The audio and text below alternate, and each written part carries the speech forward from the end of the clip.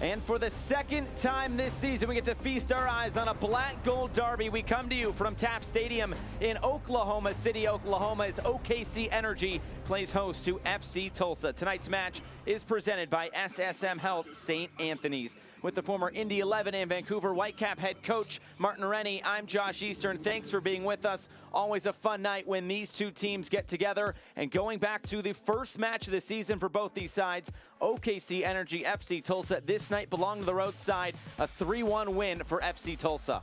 Yeah, OKC Energy's first home game of the season, first game for Tulsa as well on the road. This night belonged to Tulsa. They had an amazing start to the season. I believe they won their first 3 games, and OKC at the time were struggling, but the momentum seems to have shifted since then, and I think it'll be a little different tonight. And Connor Donovan would get that goal to pull one back, make it 2-1 after Joaquin Rivas scored a brace there in the first half, but then 87th minute, and this one would be put away. Kind of an awkward play at the back. FC Tulsa will take it. They'll also take the 3-1 win. You see Rodrigo da Costa celebrating with Dario Suarez there. And Rodrigo da Costa, the player to watch for FC Tulsa. Yeah, quality player, an interesting player too. He can play as an attacking midfielder or as a striker. He's been playing as that number 9, that out-and-out striker, scoring 5 goals, but also getting 3 assists. Someone who's got really excellent movement, good finishing, and does a lot more than just scores goals. Yeah, 5 goals, 3 assists. He is putting up MVP-type numbers to start this season for FC Tulsa. Tonight's player to watch is brought to you by Loves, and we focus on Connor Donovan, forming that center-back tandem with Mitch Osmond. Yeah, Connor Donovan and Mitch Osmond together, I think, are very, very important players for OKC. They're excellent on the ball. They bring the ball out of the back well. They also attack well on set plays. Between the two of them, they've got 9 shots on target, 3 goals and an assist between the two of them, which a lot of strikers would be happy with. Yeah. But I think the two of those guys are very important defensively as well for this OKC team. And Connor Donovan, obviously the captain, the one that stands out. So we will see what OKC Energy can muster up tonight. The 22nd Black Gold Derby in its history. Will the wrench stay with FC Tulsa, or can OKC Energy grab it right back? Lineups in first kick coming up next from Oklahoma City.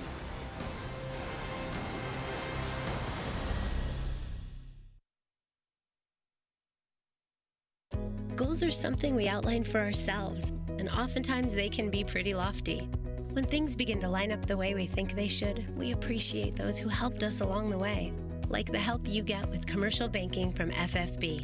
Our experts are ready to partner with you to help you manage cash flow, oversee accounts through online banking, and help you secure a business line of credit. Because we know you've got better things to do, like grow your business. FFB. We go where you go. You deserve something sweet, like Brahms' new fancy sundaes. The sticky bun has the perfect hint of cinnamon, topped with smooth, hot caramel and pecans. There's the undeniably delicious cocoa banana ice cream covered in hot fudge and slices of banana. And who could resist 2 scoops of white chocolate strawberry tart filled with pound cake and more strawberries? Or French chocolate macaroon with marshmallow atop Brahms' freshly baked macaroon cookies. Try one or all 4 at Brahms, because you deserve it. I'd always wanted to get braces, always considered it, thought about it. You know, how long is this gonna take? Am I too old to do this? What am I gonna look like with braces on? With payment options and everything else, nothing's hindering me now, I just need to go ahead and do it. The staff, for one, is awesome. The doctor's great. I know I had friends growing up saying, oh, it hurts. I didn't have that experience. I can't wait to see my teeth without being masked by wires, right? Hindsight, I would have done it again 100 times over.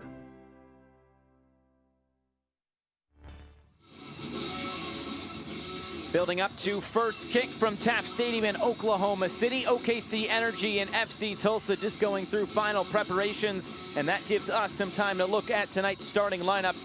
We'll start with FC Tulsa. They're presented by First Fidelity Bank. Here's Michael Encian's starting 11.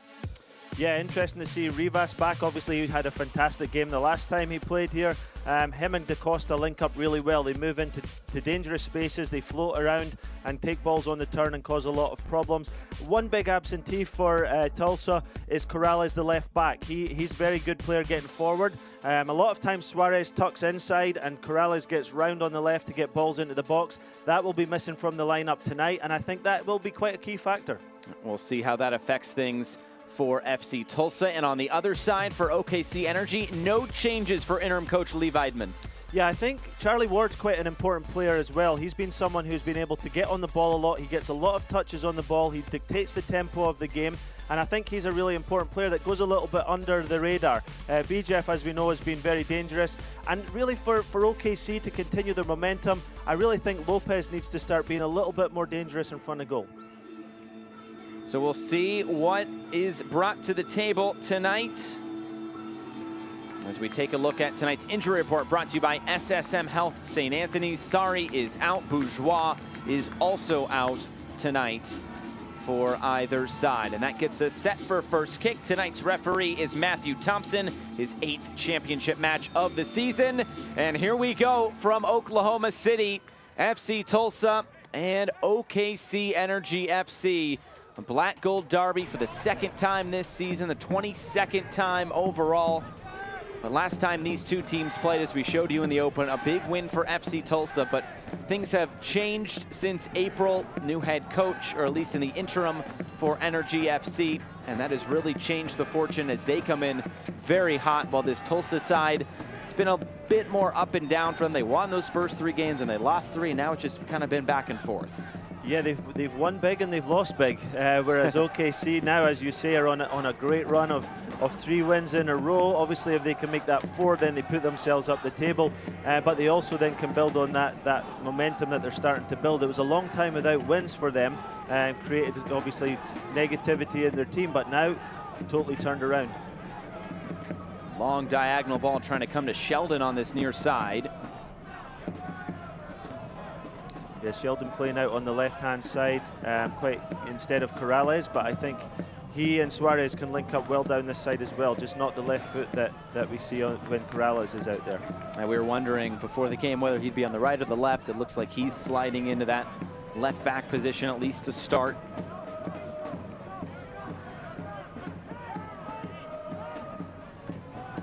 Last time out for FC Tulsa, very good 2-1 win at RGV, and not a lot of teams are going to RGV and getting 3 points this year, so major credit to FC Tulsa and Michael Ensign, a 2-1 win. Rodrigo da Costa getting a brace in that one, while OKC Energy also a 2-1 win over Atlanta United 2. And I'm talking with Lee Weidman after that game. He said the biggest thing was we needed a scenario where we needed to fight back and see if we had that in us as a group. They went down 1-0, they come away with a 2-1 win, and they just keep moving themselves up the table. Yeah, and also in that same call, Lee was mentioning how important it was to get that win against Memphis. It'd been so long where they'd been maybe winning a game but not getting over the line with the victory, but they managed to do it against Memphis, even had to defend well at the end of that game, but managed to get it done. And I think psychologically that has changed things a little bit for this OKC team. Once you get that 1 win, then you start to look at life a little differently. Then you look at these ties that they've picked up and you say, well, it's not as bad as we first thought it was. But if those games had been defeats, then obviously totally different. Maybe an early attack coming for OKC. Long shot just wide. Sent Ormo scrambling across the goal mouth, but out for a goal kick. Let's take a look at tonight's keys to the game, brought to you by OKC Volkswagen, and kind of talking about that for OKC. Keep that momentum going. Yeah, it's hard to get it going when you've been not winning for as long as they were, but then when you get it going, keep it going, be on top of it, keep that run going as long as you can. And that little bit of play there on the half turn, getting between the lines and then pulling off a good shot could have got the momentum started early.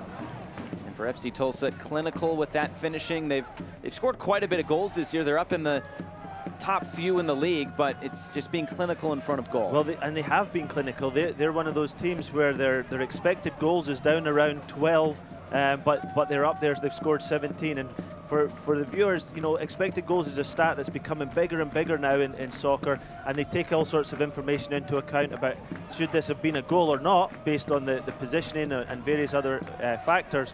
And Tulsa are outscoring their expected goals, so they need to keep that going if they want to keep the success that they had on this field last time they were out. There's an early catch for CJ Cochran in goal, earning his 12th start of the season. He has started every game for OKC. On the other side, we saw Austin Wormel in goal. This is just his 2nd start of the season. The Tulsa native, 22 years old. His first pro season. Sean Lewis, who Played the first 8 games of the season, is now on the bench. So maybe some competition in net for this FC Tulsa side as OKC looks into the attack again. There's the switch of play. Kurimoto, Vasilovic, get it back out to that left side, and here comes the service. Looking for Bijev, who's been on a good goal-scoring run himself. A good start here from OKC, getting the ball into opposition territory, keeping it there, getting into that final third. Now they'll be looking for a little bit more quality in what they're doing, but a good start from OKC. We mentioned the absence of Jorge Corrales, and of course he is participating in Gold Cup preliminary matches as Cuba will play their game tomorrow down in Fort Lauderdale. So he might be gone for a little bit if Cuba are able to get into the group stage of the Gold Cup. As you mentioned, that's a pretty big loss for them. I think so, yeah. I think there's a really important pattern that Tulsa play down this left-hand side where Suarez tucks inside a little bit, and then it leaves the fullback for the opponent to have with a big decision. Do they come with him, or do they leave the space for Corrales? And often Corrales is getting in behind for Tulsa. He's created a lot of chances and a lot of danger from that. Marlon Santos getting back to his feet. Tulsa's number 10. 2 goals, 1 assist for Santos, 25 years old. Another look at it here. Just a hard fall on his lower back. Yeah, those hurt though. That's a sore one, especially landing on turf. Oh, there's one back in a good area. Lopez trying to turn the corner and look into the box. Gets this to the top of the area. Vasilovic will now just clip this in, looking for Bijev again. And this header will glance out of play. Yeah, the good start continues though for OKC. Nothing clear at the moment, no clear chances, but good pressure, good momentum into that final third. And obviously the further you can keep the ball away from your own goal, the better it is defensively too, of course. Now, Energy FC would like to thank SSM Health St. Anthony's for being the official healthcare partner and team docs for the Energy FC. For 121 years, SSM Health St. Anthony has been ready to help and heal patients across OKC. Yeah, big night for the goalkeeper Wormel as well tonight. It'll be, you know, his first taste of a derby. Only his second start as a professional, but also a night where he could find himself, you know, establishing himself a little bit if he has a good game. But definitely a big night for him. Do you feel like it's easier to motivate your team for a derby like this? I think so. I think players should be motivated without too much coming from the coach. I know that over the years I've had lots of derby games, and it should give the players just that little bit extra energy. I think, you know, for OKC, having lost their home opener to Tulsa in the derby, I think this is maybe even a little bit more a bigger game for them in one way, and they haven't actually won for, I think it's nearly 3 years against Tulsa, if I'm right. 1,059 days. Is that right? It's been that long, all the way back to August 8th, 2018, where OKC actually won in Tulsa, 3-0 win. So it's been a while. It's been a while, and that plays on the mind a little bit as well. So, you know, it'd be big for OKC if they could change that tonight. There was a stretch of 4 straight 1-1 draws before FC Tulsa got a dramatic win at the end of the season in 2020, and then of course the win to start this season, 3-1 right here at Taft Stadium. And the pattern that we see so far is OKC generally in Tulsa's half, generally on the ball, winning free kicks and so on. And I could see that being a pattern for the play tonight, but that doesn't mean to say that Tulsa aren't dangerous and aren't likely to still come away with a win under this circumstance, because this is where they're very dangerous. They don't need a lot of possession or a lot of chances. They've got so many dangerous attacking players, and any one of them can step up and create or score a goal. And so even if this pattern continues where OKC are slightly on top, it doesn't really mean anything when it comes to how the scoreline's going to end up here.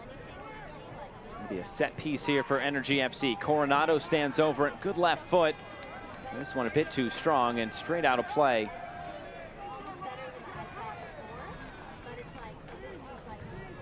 OKC are good on set plays. They want to make the most of those opportunities. This field at home for them is so narrow that it tends to be there's a lot of opportunities from set plays, and so they take care of those well, and they want to do a little better than they did on that one just there. Wormel just has to put this straight out of play. The throw in coming for OKC Energy.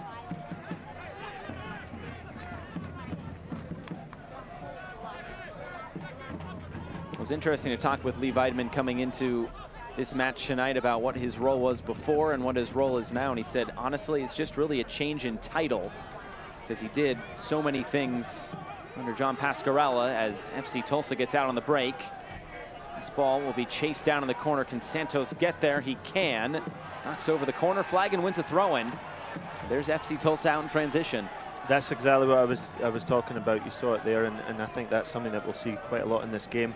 But yeah, Lee didn't think that his role had changed too much, which was somewhat surprising to me, because often when an assistant goes to being a head coach, they say, oh, I find it hard to sleep. I didn't know I had to think about this or think about that. But Lee, it sounds like it's not been a difficult transition for him, and obviously he couldn't have started much better, could he?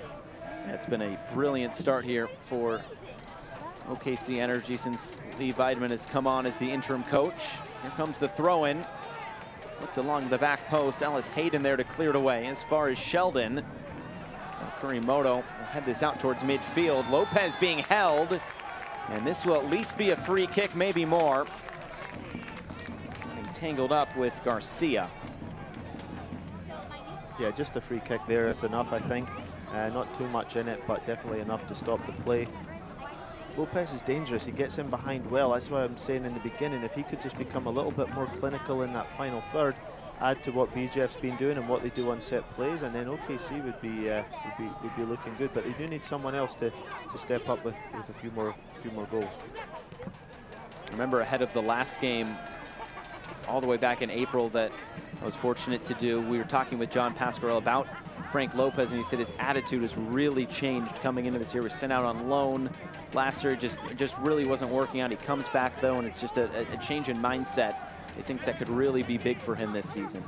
Yeah, and it's good to hear stories like that, because at the USL Championship, USL League One, it's a great league for players to really reignite their careers as well, not just start their career, but re-establish themselves. It's a platform that gives them that opportunity, and it's up to the players to make the most of that chance. So it's nice to hear that Lopez is doing that. It would also be nice then to see him get some more reward in front of goal, because ultimately that's what strikers are going to be judged on. And 2 goals for Lopez, and there's a heavy touch that will put it straight out of play. 12 minutes gone. Not too many chances either side.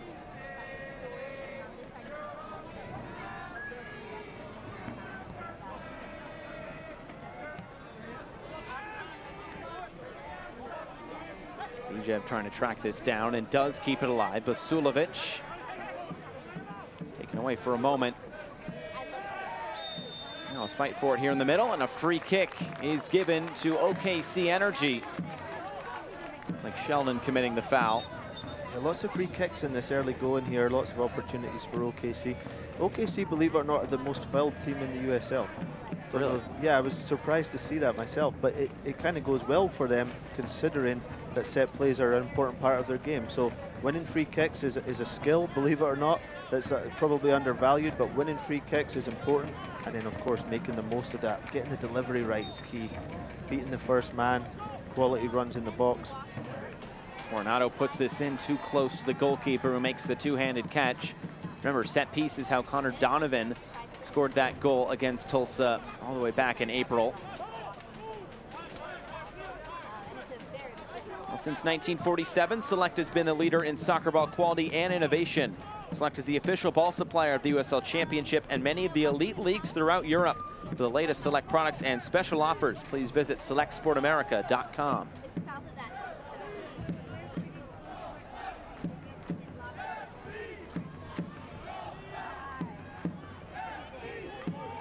Bijev steps in and now comes centrally for Basulovic.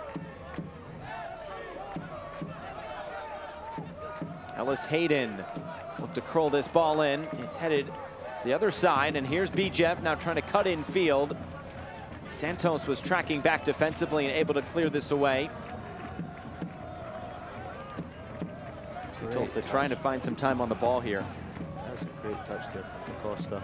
Really good skill. Looked like that play was over and he kept it going, but didn't manage to find him there.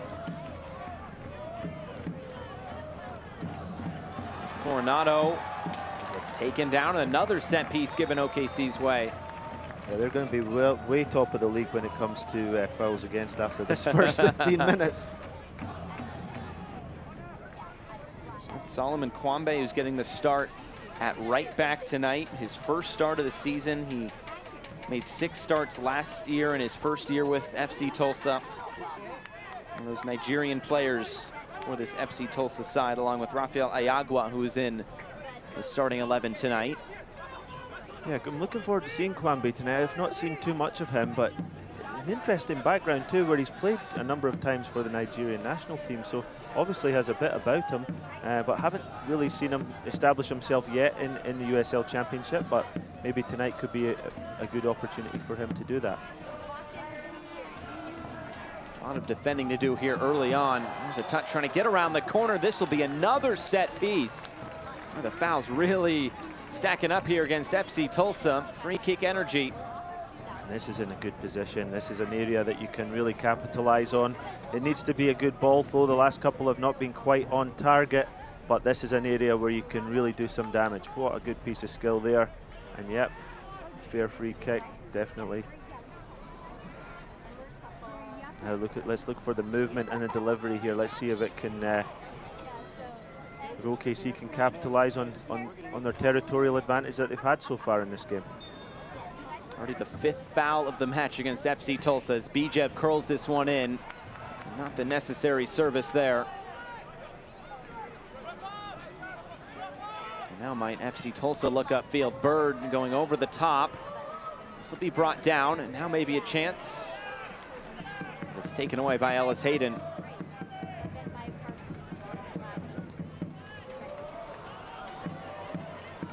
Here's Bijev getting back into the attack, but the flag is up for offside. Seems like we're seeing a lot of long balls both ways in this game. Yeah, we are. I think, you know, one of the interesting things is with FC Tulsa, they've got 3 or 4 players that are very interchangeable. They play that kind of inside winger, number 10 position. Even DaCosta can play one of those positions. On the bench tonight, you've got Lubu Maloto, who's a very exciting player who plays in a similar way. And the positive with that is those guys create chances, they can score goals. The downside can be sometimes that if you don't get, if you're in a game like this where it's lots of long balls and battles and 50-50s, doesn't really suit them quite so much, and so that's where OKC need to take advantage, but where they also have to be very careful, because when the ball turns over, that's when those players are at their most dangerous, and I think that's what we're going to look out for tonight. And we talked about before the game that front 4, if you want to, for FC Tulsa, and just how dangerous they can be, the likes of DaCosta, Suarez, just to name a couple. Yeah, Rivas, obviously, of course. The last time here was the star man, and as I say, Maloto, very good player, played in the USL for a number of years, coached against him quite a lot when he was at Nashville, and he's I think he must have been out injured, because this is the first time I've seen him on the team sheet so far. So far this season, at least. Yeah. A free kick here for Tulsa as they look to get a ball into the attacking third, but it's not the correct first touch. It's straight out of play for another Energy FC throw-in.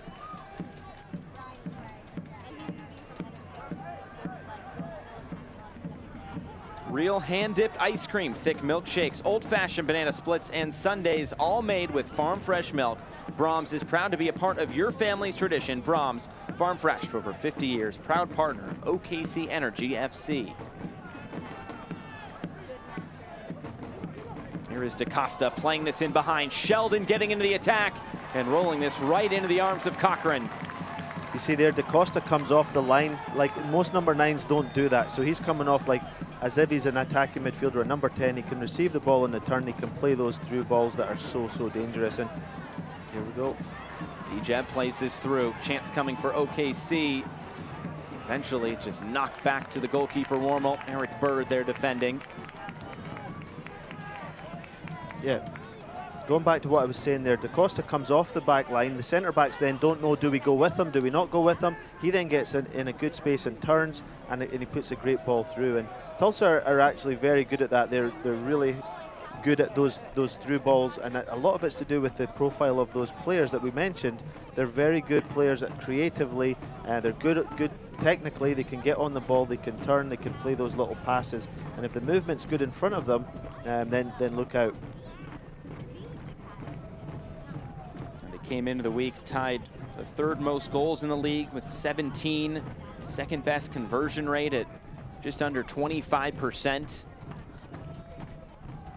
This is a very good attack. They've scored a lot of goals this year. There've just been a lot of goals in games that they have been in. Yeah, an exciting team, and partly for the reason that we mentioned, a lot of attacking players on the field, and if you've got the belief that you can score. This ball comes in, quickly headed away. You don't always need to be quite so solid defensively. Not many coaches look at it that way. Most look to build on the defending first, but if you can go out and score more than the opponent, great. Well, and that's something we asked Lee Weidman on the other side for OKC is what has been the key defensively as of late? And he just said consistency. Coming into tonight, 0 changes from their last game against Atlanta United 2. He feels like just building those relationships on the field is really helping this team. As Bijev comes in again, playing this through Lopez. He'll get there, but it brings him out wide. Still Lopez wins OKC a corner kick. Yeah, consistency in lineup, absolutely crucial, especially if you're not got a game every couple days where you don't have to rotate the team so much. If you can get a little run going with the same lineup, then it's very important.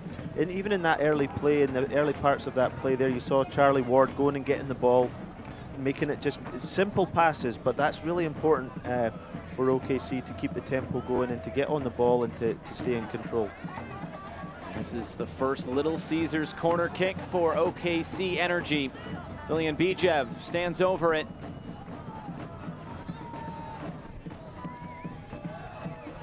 And the OK from the AR. Here comes the outswinger. Good service this time. It's flicked along to the far side and not kept in play. Yep, not a bad delivery there. FC Tulsa are defending out those corners in a zone. So one of the things you might want to try and do in that situation is get a little bit of a run on your man, see if you can get there first. On that occasion, OKC did get the first contact, which is crucial on corners, on set plays if you want to score. But it wasn't quite a strong enough contact and nothing came of it. But be interesting as the game goes on to see if someone can get in between one of those zonal areas. If the delivery's right and the timing's right of the attacking runner, then it's very hard to defend in the zone. A little bit of pressure there on Cochran as he has to deliver out to that far side. He's done well though, Cochran. That's a good ball. Spring OKC Energy here. Donovan with the switch of play. Vasilovic couldn't keep it in play on the near side. Yeah, but Cochran under pressure there, good with his feet, kept the play going, and then the switch of play. If the field was a little wider, no problem with that one, but it's a tight field, and you saw there just it went a little bit too far. Just past the midway point here from Oklahoma City, Oklahoma, Taft Stadium. Thanks for joining us wherever you are joining us tonight, whether it be on ESPN Plus or even on Sirius XM FC. With Martin Rennie, I'm Josh Eastern. Another edition of the Black Gold Derby tonight. Second time this season, 22nd time overall. And it's OKC Energy trying to kind of flip this, at least result-wise, because it has gone lately to FC Tulsa. Been since 2018 that OKC Energy have not gotten a win against this FC Tulsa side. They have been on the attack here early. And here's Ellis Hayden bringing it forward again.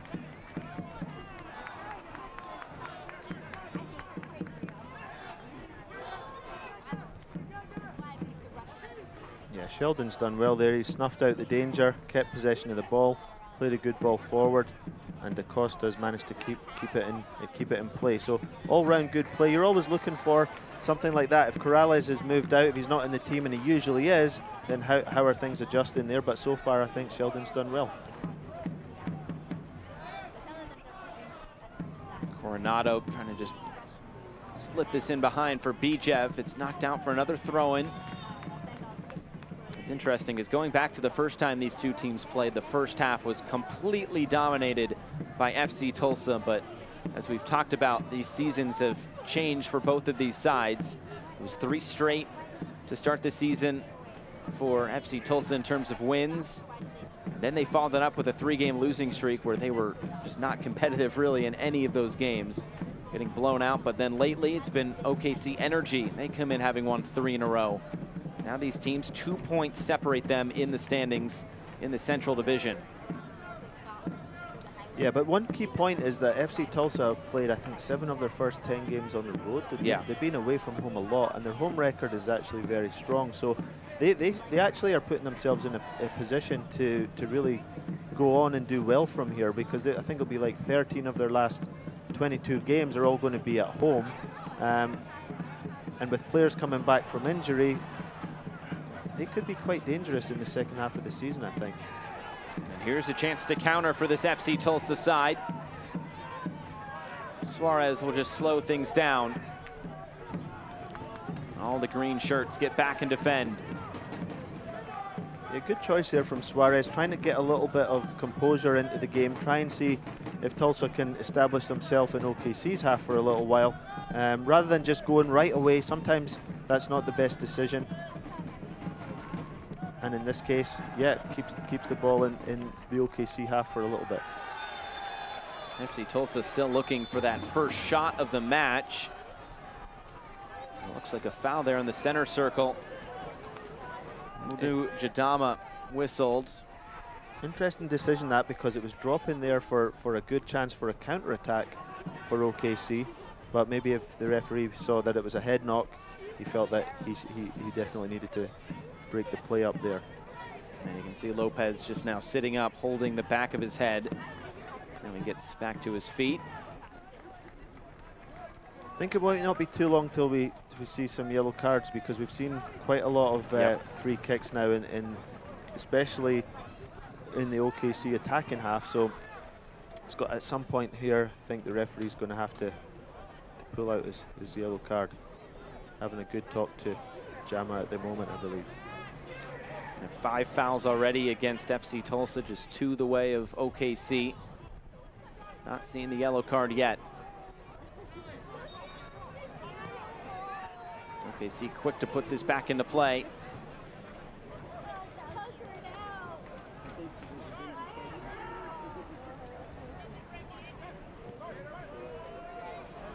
Some pressure here from OKC Energy, making it difficult here for Tulsa to play out. They do find an outlet, now maybe some space to look upfield.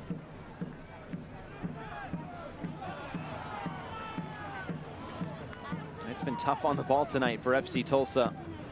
Yeah, good energy though. Good pressing from OKC Energy. You know, when we talked to Lee earlier in the week, I was asking about coaches that he likes to watch, and he was talking about, obviously I think a lot of coaches like Pep Guardiola and Jurgen Klopp, and he talked about Bayern Munich. But one of the things that all of those 3 have in common is that pressing, high pressing type style. He talked about, you know, wanting to have a team that plays good soccer, a team that he would like to watch or play in, and you can see the signs of that, which is credit to him in such a short space of time.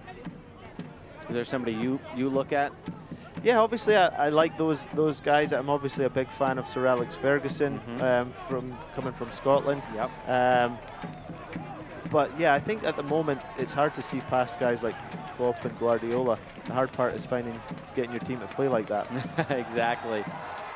They're going down just to the edge of the area, and this will be a free kick for OKC in a really good position. Yeah, this is dangerous, and good opportunity right around the edge of the box.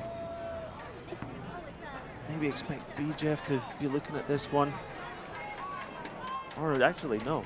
Oh, I'm sorry, the referee pointed from that area. It looked like he gave a free kick. Instead, it's just out for a throw-in. Yeah, we've got a free kick in another dangerous area, but I think, to be fair to you, Josh, you're so used to that being a free kick that, that you called it, but that time it wasn't. I think that I'm kind of surprised that there's been this many fouls, but it goes back to that stat that I told you that OKC are the most fouled team from the research I was doing in the whole league. And in this half, it must be about 6 or 7 fouls now in what, the first 30 minutes? I believe that is number 7 now.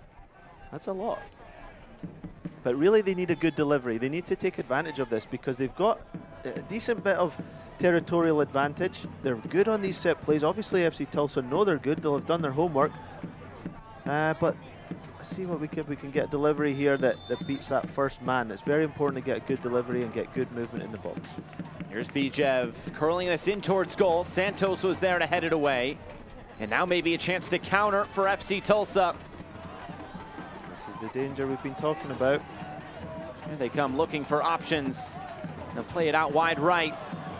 Good skill to get by that first defender. DaCosta will try to get back onto it. And he will. Now Santos, who has rejoined the attack. So have all the green jerseys in defense. Clever player, DaCosta. And as you notice, as he runs out of that number 9 position, that position gets filled by someone else, in this case, Suarez. Sheldon curling in a ball on his right foot. And that's difficult to mark, difficult movement to pick up. And those little first-time balls, they're very good at that, Tulsa. I like the way they play in those areas. And it comes back to that fluid front four, how they move and how they connect. They can fill in different positions. If DaCosta goes wide, Suarez can come in, and so on and so forth. If DaCosta comes short, Rivas can run behind. And it's difficult to pick up. And it may be one of the reasons why they've scored as many goals as they have this season.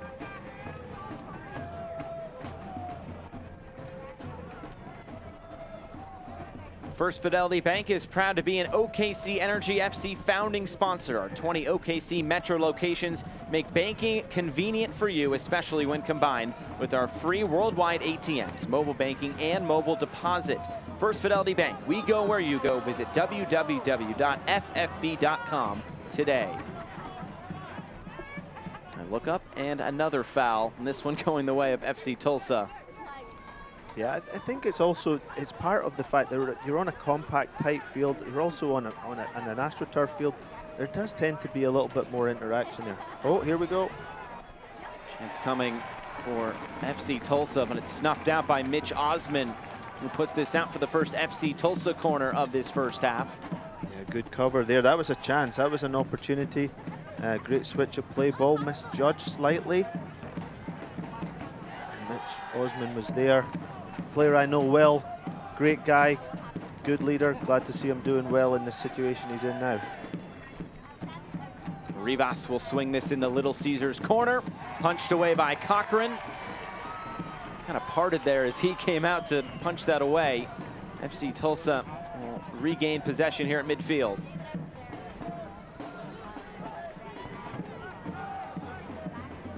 Yeah, I think I like Cochran. He's done well in games that I've watched. Obviously, he's not had much to do today. I would just, as he develops, I'd like to see him hold a few more of those balls because it gives a second chance sometimes. In the win they had, that was really a key win against Memphis a few weeks ago. Right at the end of the game, he made a save which went out for a corner. Maybe he could have held that ball. They defended the corner well, but I would just like to see that be part of his development. But guy who's coming on really well and playing well tonight with a few things he's had to do, although he's not had too much to do yet. A second stint with OKC, spent a couple of years in Fresno. FC Tulsa player down, collision on the far side.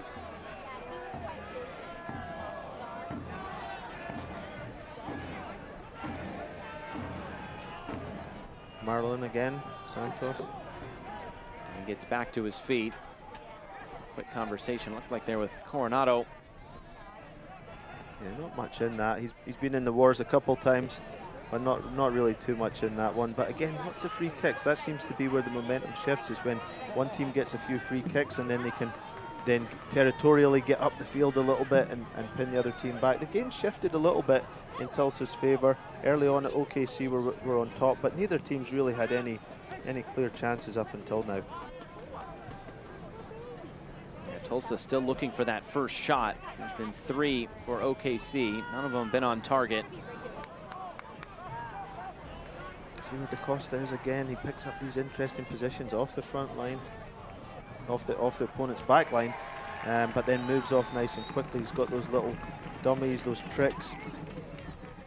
And we saw the dummy that led to a goal in the first match. A dummy at the near post, and Rivas was there at the back post just to slot it home for 1-0 back in April.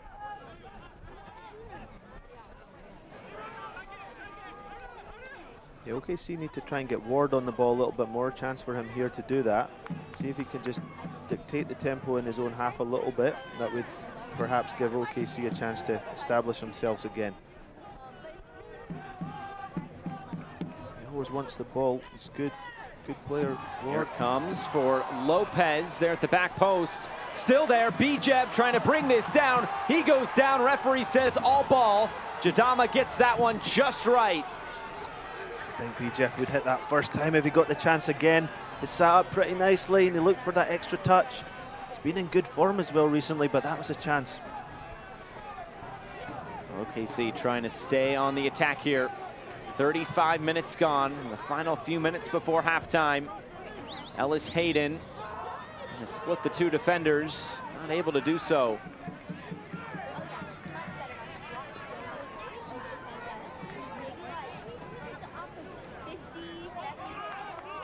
Now OKC can reset here at the back.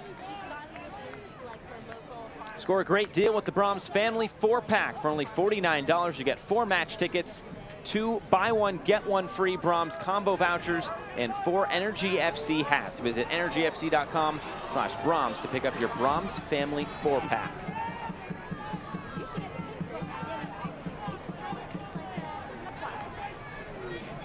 Good ball in there. Ball drops nicely. There was the chance, I think, for BJF to have it. A lot of the attacks for OKC are coming down their left. There's one starting down the right. It was Garcia stepping in and winning that one cleanly. It seems like between Sheldon and Garcia, they've snuffed everything out. But on the other side, there's been a few chances. A lot of free kicks on that OKC's left side, Tulsa's right.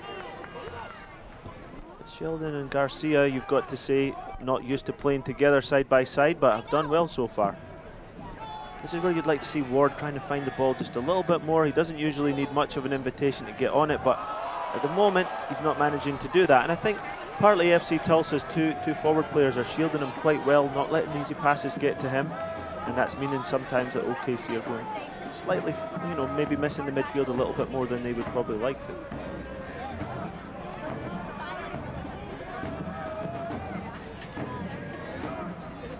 Half turn again. Oh, DaCosta through ball, unlucky there. just trying to slip that in behind. It was just poked away, but FC Tulsa come away with a throw-in. That's almost an exact blueprint of what FC Tulsa do so well. Ball through the line, forward or number 10 comes off, gets on that half turn, and the next ball goes through, the run goes through. FC Tulsa, highest number of through balls in the whole USL. I may have said that already, but I think it's an important stat, because that's how you create chances. That's how you score goals. That forward pass, that forward run, it's very dangerous, and it's really something that if you want to be scoring goals, you need to be getting those penetrating passes, penetrating runs, and Tulsa have been doing that well. You talked about that fluidity in the front four, and you just never know who's going to pop up on your back shoulder. Exactly, and you see here where Rivas and DaCosta are. They're shielding the ball to Charlie Ward. They're not letting it be easy for him to get the ball, which then means the ball goes wide or it goes long like this. And then it's all about the second balls. Here is DaCosta. Chance to look upfield. Slipping this in, it's Rivas again. And Cochran comes up with the save. Didn't get a full shot on goal. A good chance there for Tulsa. That's a great chance, and it comes from those two players, Rivas and DaCosta, first of all doing their defensive work well, not letting the easy ball into midfield. That means the ball gets bypassed. Now on the second ball, DaCosta gets on the turn, and that space that's been vacated, who runs into it? Rivas. So he's a little bit off on the final finish there, but that's a good example of what I think Tulsa are most dangerous at, and what OKC will need to look out for. Here it is again.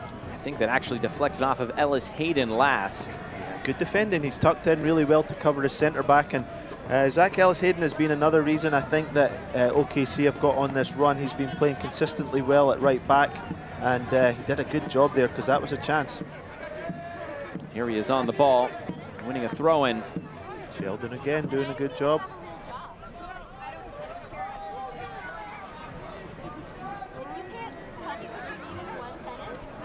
Long throw-in.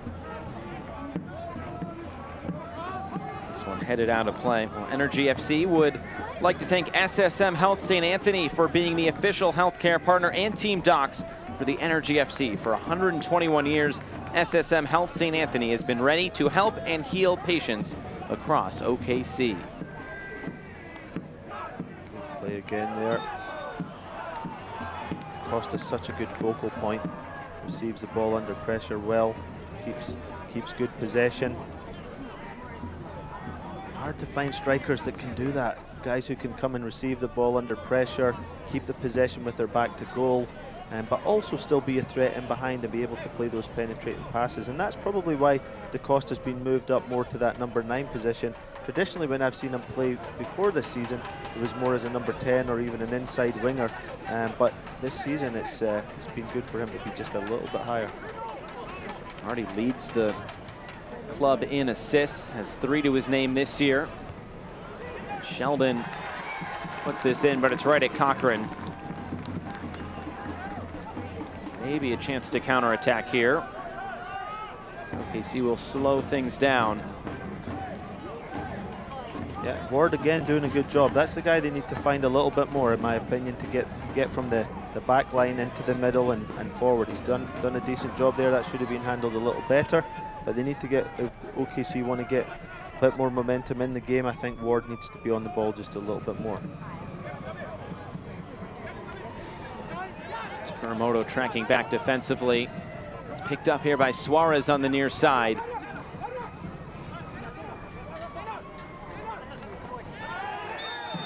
Heavy challenge coming in. This will be the first card of the match. And then we'll go to Rafael Ayagua. Late challenge coming in. And Matthew Thompson went straight to his pocket. Yeah, I'd like to see that again, because in my opinion there, he was just passing the ball. His foot may have followed through, but a bit harsh at the time. Yeah, that's not a yellow card. It's not even a foul. He's played the ball. Yeah. Not really sure what was going on there when you consider all the fouls we have seen and all the yellow cards that we haven't seen. For that one to be given yellow, that's probably one. If the referee could see the angle that we're seeing and could see the replay, he would probably give a different decision. Now, playing devil's advocate, I could see him giving it just by looking at the high boot, maybe studs up, but yeah, once he passed the ball, his foot came up, but that was just a natural momentum after he passed the ball. His leg was straight as he did that, and obviously he did catch the player, but I don't think that's intentional. I don't think it's a free kick, but that's why one of the reasons why we love soccer is it's different people have different opinions, and exactly, we can talk about it and debate it.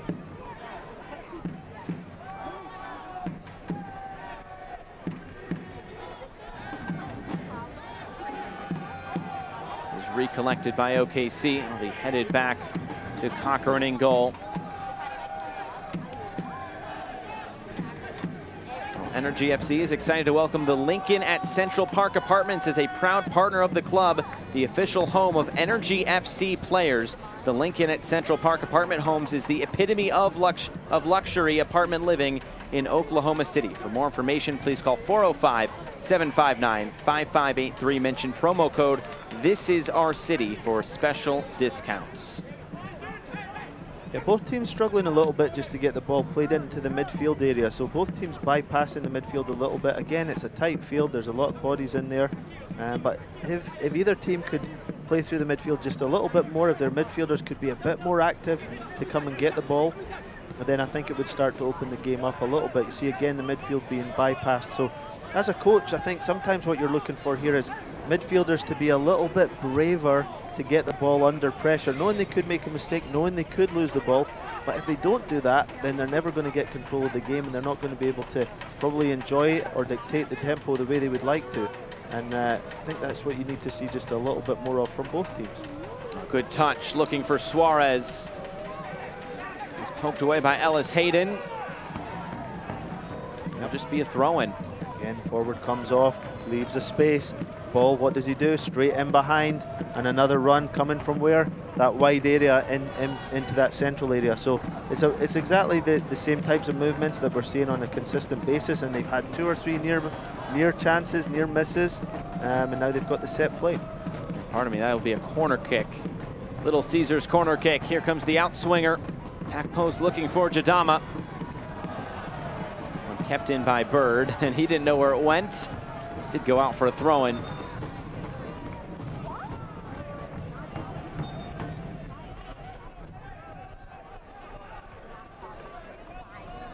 The USL is committed to supporting the LGBTQ+ community through the Forever Proud project. The USL will strive to create safe and welcoming environments for all fans, players, employees, and partners. Learn more at uslsoccer.com/forever-proud. This could be the last chance of the half. Dangerous moment.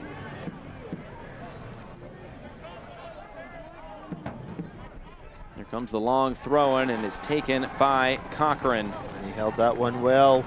Must have been listening to us earlier. But that's the type of moment that goes unnoticed.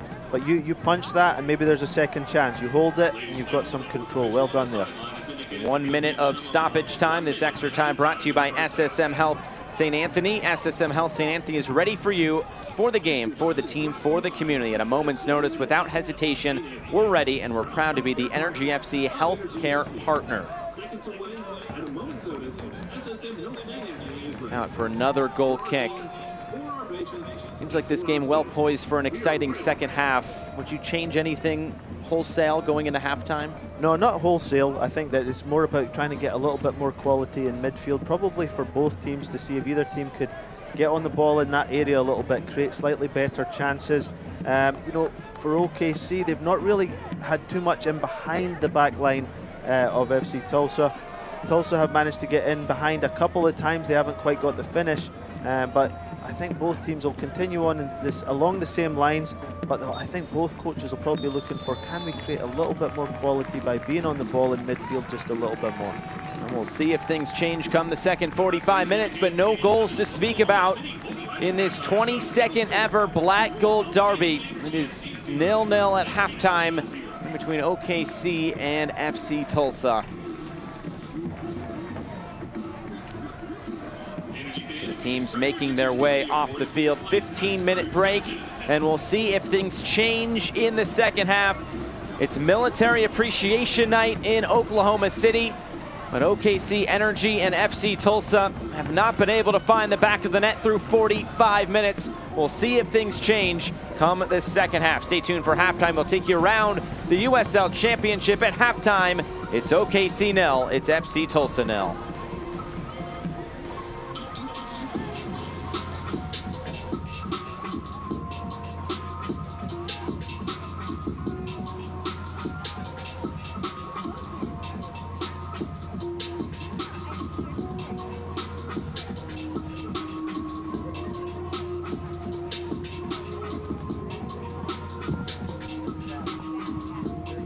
Thanks, man. That was fun.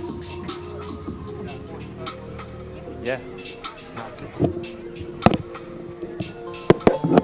All right, Energy FC fans, let's send it down to Brittany for tonight's OKC VW Halftime Challenge. OKC, let's go! Can you all please help me give our service personnel a warm and loud welcome to our Energy game tonight? On behalf of Energy FC, thank you so much for your service. Tonight, for our challenge, we have a Master Sergeant face-off. We've got Kenny over here on the right side. We got Jeremy over here on the left. Snakes in the grass, cut those off. Yo, squad shitty, my bros rock.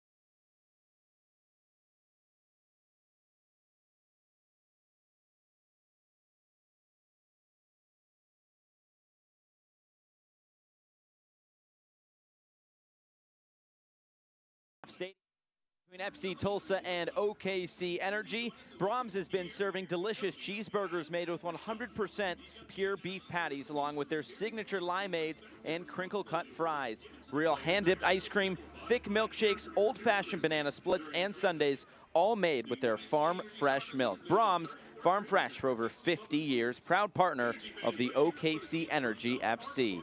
Now, I don't know if Devin Kerr will have anything better served up on the dish, but let's see what he's got this week. Week 11 in the USL Championship. We're going to talk about Week 10, and it's the dish, and I'm going to give you the 6th minute, and we're going to give you 6 goals. Paolo Del Piccolo going to have fun right at the top of, not the first, not the second, not the third, not the fourth, the 6-yard box. Back heel on the bottom of the net, Lipa FC. Louisville out 1-0. Same old story for Indy 11. You know, it doesn't matter what you do for them. They just can't score goals. You change the formation, but you can't change anything. That's not true. Neville Hackshaw on the outside of the back four. And as my man Mike Watt says, he's been a revelation. Otherworldly in a second. But Jonathan Gomez had other ideas. He's under 23. He was not named to the 23 for the Gold Cup preliminary roster. Nice goal from distance. Trickles into the back of the net. 2-1 Louisville City. Okay, so this makes sense because Louisville wins every Lipa FC now, right? Wrong! Nick Moon. That's just downright rude, and it's out of this world to Neville Hackshaw on the back post. What a finish from the outside back. Now it's 2-2. But now you have a problem. Louisville, you have a problem. Ardiaga on the back of the net. Smith, again, goal, assist for Cameron Smith. Indy 11 are going to win this game. They're going to win a Lipa FC. They're going to do it and get 3 points. Nope, Louisville gets a 3rd goal. 1 point for each. But I like what we're seeing out of Indy 11. Back-to-back results. They got home. Birmingham on the weekend. Louisville traveled to Sporting Kansas City. Battery versus Loudoun. It's 3-0. The only thing that matters here, the 10,000th goal and USL Championship history is scored by Stavros Zarakostas. That's a good ball in by Logan Gadula, by the way. Love him. Coming in from the outside, picks out the far post. Little tweak in the system as well. 3 back, 4 back, doesn't matter. They succeed. They'll be there playoff time. 6 out of 8 in the Atlantic right now. Tulsa. Tulsa. I'm just going to sit back and enjoy because finally, the boys involved in the Black Gold Derby are back. Black jerseys out. Rodrigo da Costa. Look at this run. The back heel in the middle of the field just continues on. Makes his home in the back of the net. Rodrigo da Costa is having some kind of year. We'll get to the numbers in a second. That's in the 22nd minute. Good ball from Dario Suarez. Watch this from Cabato. Right here, this ball right there. Oh my goodness. Apologies not needed. Da Costa again. MVP-like numbers, starting to put up MVP-like performances from FC Tulsa. They would get a double yellow, get a throw out. RGV grabs another one in J. 92nd minute off Sanchez. I got to tell you, 3rd loss in a row. Well, 3rd loss overall for RGV. Tulsa Black Gold Derby on the weekend. Good results for everybody.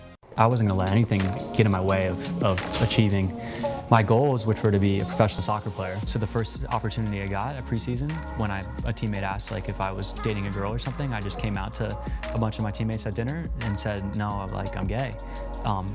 All I needed to do was that one time, because then I didn't lie.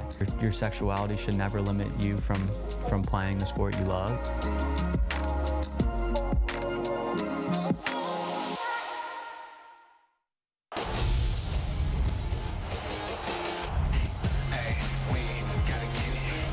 They're struck off the crossbar and in. What an answer by San Diego. Music in. McCreary brings it down to his chest. Jordan McCreary has tied it here. Takes a hard strike, saved by Romeo Gomez.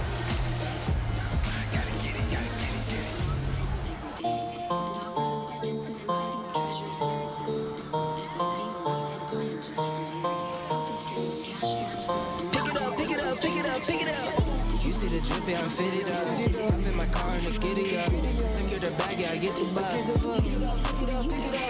You see the drippy, I'm fitted up.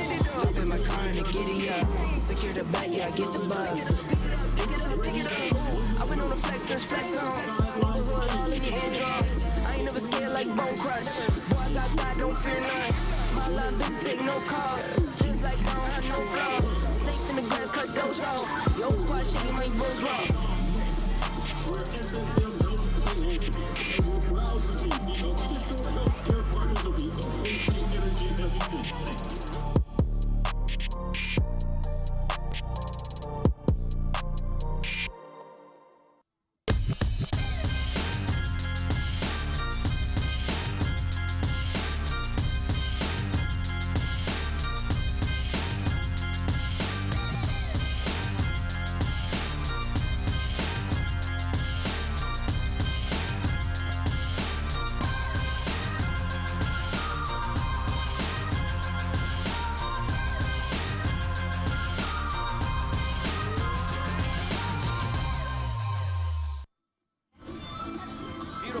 Friday night here in Oklahoma City, and it is 0-0 at halftime between OKC Energy and FC Tulsa. News and notes from around USL Championship. Mr. 10,000, as Devin Kerr just told you about. Stavros Zerakostas getting that 10,000th goal. Then some big names coming back into the league, Sebastian Velasquez and Brandon Allen. Then, of course, tomorrow night, San Diego, Sacramento. That should be a fun one. Yeah, absolutely. Good to see Sebastian Velasquez back in the league, a quality player. I remember him from being a young kid before he even had a contract. Came and trained with me in Carolina with the Carolina Railhawks, and it's been amazing to see his career flourish since then. Yeah, he has been all over the map for the now El Paso Locomotive man, who is back in El Paso. And look at the scoreboard for a couple of games tonight. Red Bulls 2 in Miami, locked at 1 late. And it looks like the Rowdies going to get another win over Charleston. And the Rowdies just keep it going. Yeah, they're doing really well. They've had a great start to the season. I think them and Phoenix have followed the momentum from getting to the final of last year's USL Championship. Although it didn't take place, both those teams have started the season really well. And what is to come on ESPN? This is presented by Loves. Tomorrow night, San Diego Loyal, Sacramento Republic on ESPN2. And then a couple more games coming on ESPN2, the 17th and 21st. We'll take a look at San Antonio. Always interesting to look at San Antonio and their young academy players as well. Yeah, absolutely. It's going to be interesting as well. San Diego and Sacramento, two teams that I think certainly San Diego is starting to find a little bit of form now. Sacramento have been struggling for a little bit of form. I think this is a cross-conference game, but it'll mean quite a lot to both teams.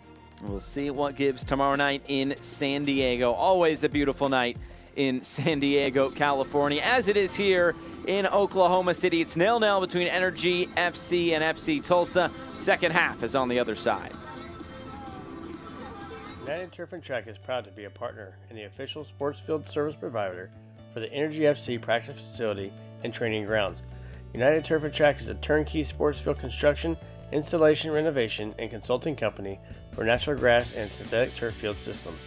With over 50 years of combined experience in sports field construction and service management, United Turf and Track is the only certified field builder in Oklahoma and Arkansas. Contact us today for your next field construction or renovation project. To the IT professionals, enabling companies across the country to work from home and making business as usual out of unusual circumstances. This new way of working doesn't work without you. Your company is counting on you, and you can count on Cox Business Cloud Solutions.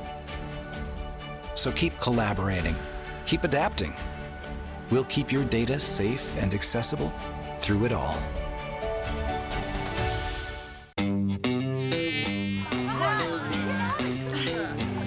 Pass the potato salad. Get them. Get them. Here's the ketchup.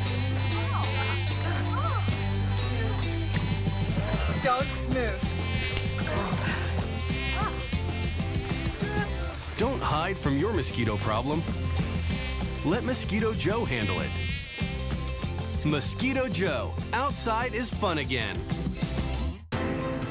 Welcome to Loves. Here, technology drives us. That's why we research technology advancements in our own labs. It's why we're constantly developing new tools to improve the ways you move. Ways that lead to safer, more efficient travel. Here at Loves, we believe that technology drives us all forward. Loves, working to bring innovation to the highway.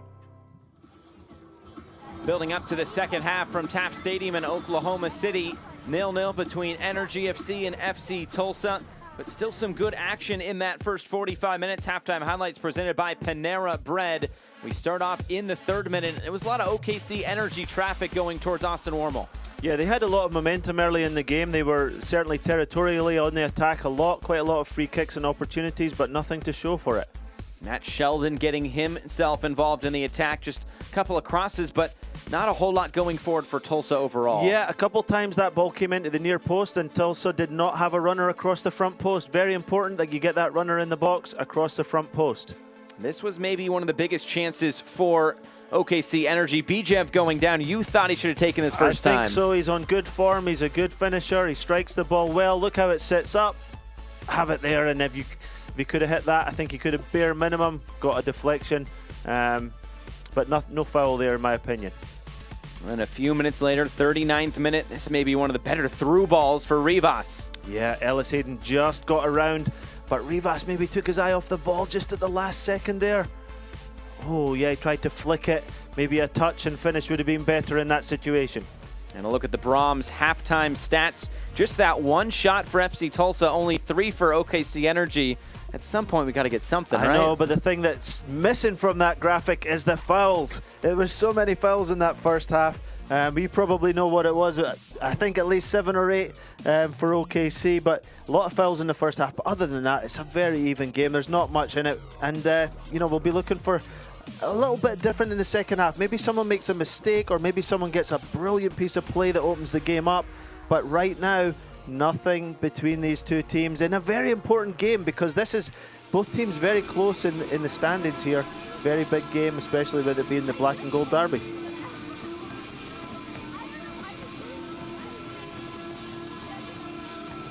Looks like Tulsa will make a halftime substitution. Kieran Winters will come on. And this second half is underway. Let's see if we get some action in terms of goal scoring. This black gold derby looking for something to spice it up here. Plenty of fouls as we talked about, but we'll see what gives here in this second 45 minutes with Martin Rennie. I am Josh Eastern. Glad you can be with us wherever you're tuning in from. His battle for the state of Oklahoma. Yeah, it looks like Winters has come in that central midfield position for Ayagua. I would wonder if that might be a knock or a little bit of an injury there. I think he did pick up the yellow card in the first half. I wasn't convinced that was a yellow, but good chance for Winters to come in and get a full 45 minutes at it.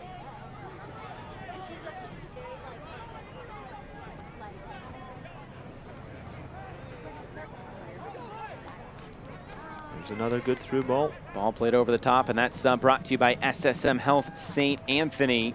That's the pattern that we saw in the first half. DaCosta coming off, getting on the half turn, or even just sometimes first time playing the ball behind. To do that, he has to have those willing runners getting in behind the back line, but that has happened quite a bit for FC Tulsa, and I think that's something that could, if it's not matched, is going to eventually end up in a chance that's going to result in a goal. That's my prediction for you for the second half, Josh. All right, let's see. And Winters comes on for FC Tulsa. He's only played 40 minutes this season. Will outlast that if he makes it through this second half. He actually made his pro debut the last time these two teams met, all the way back in April. Here's something coming forward, and a good move by Daniels to find the space. And he'll keep possession here for Energy FC. Coronado will get this back for Daniels. Low cross coming in. Winters trying to clear that away. And OKC staying on the ball. Yeah, OKC starting the second half the way they started the first half, on the front foot in FC Tulsa's half. And we talked about those fouls. 9 conceded by Tulsa, 5 for OKC Energy. And as we mentioned, the one yellow card was maybe a yellow card we didn't think should have been given out, but we'll see what gives here in this second half.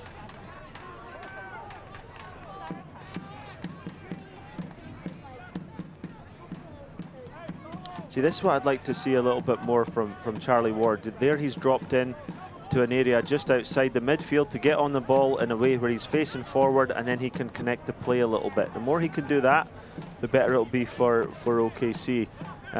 In the first half, Rivas and DaCosta shielded the ball to him pretty well, and therefore the ball was going from back to front a little bit more, which it was for both teams, but I think OKC being at home would like to do that a Long shot coming, and scooped up by Warmel right in the middle of his goal. Nothing too dangerous there.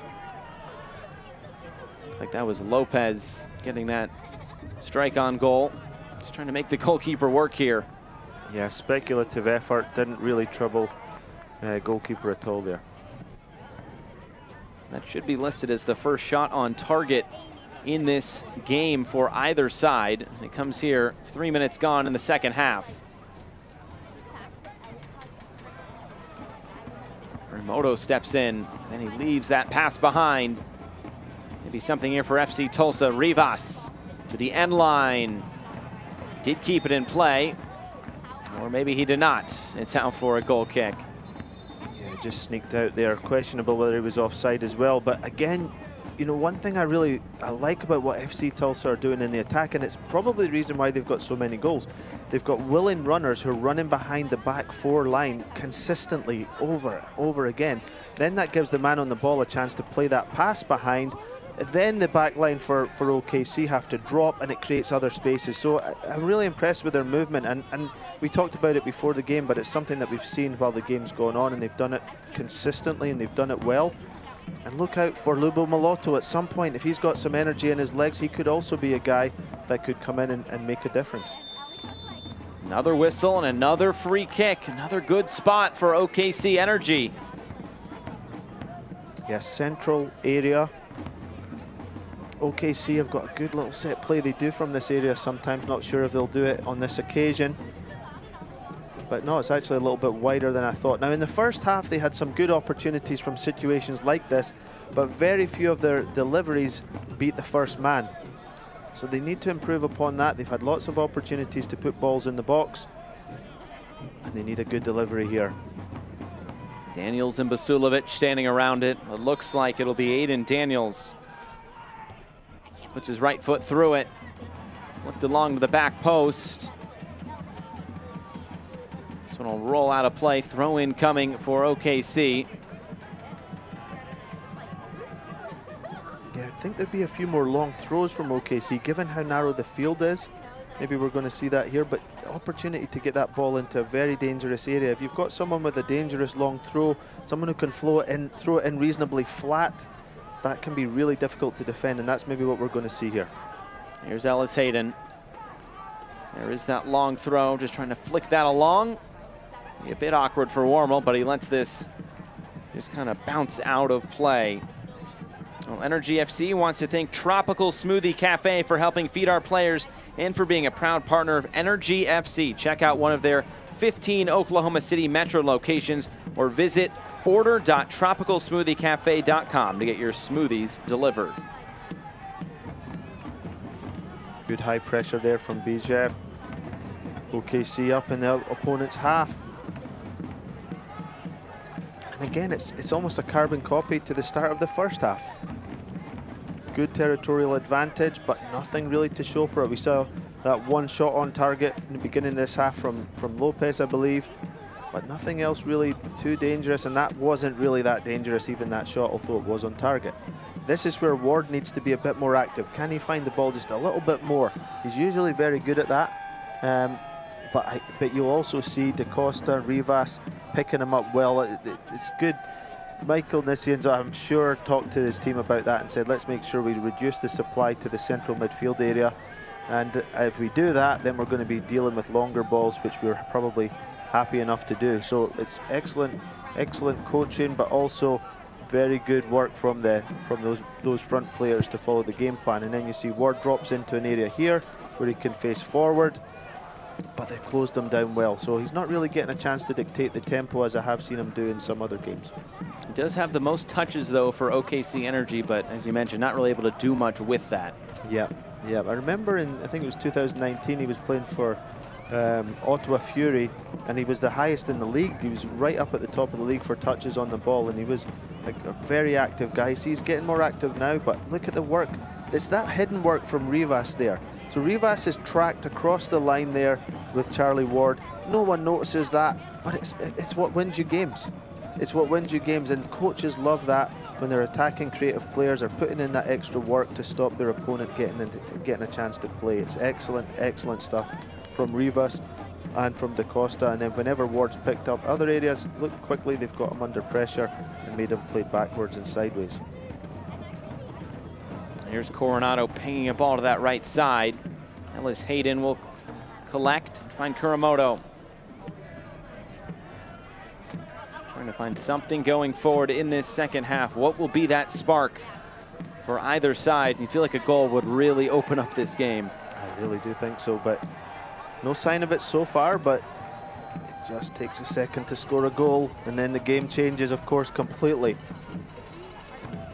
I think as it stands at the moment, it suits Tulsa a little better because they can be probably a little bit more dangerous on the counter attack. because with FC Tulsa, they're sitting quite deep, and it's hard to get behind them. It's hard to create chances, and when you're in those situations, you have to get round in those wide areas and get balls in. You have to turn the corner. You have to find little combination play to get behind, because you can be in a game and feel like you're doing well because the other team's pinned back, but if you're not creating chances, you're not scoring goals, you're not getting the result that you need. And I think that may be a little bit of what OKC are facing at the moment. Better than the last time they were playing this team, though, at this stage of the game. So they'll be happy with that, and they're right in the game with plenty of time to play. It was 2-0 going into halftime in favor of FC Tulsa.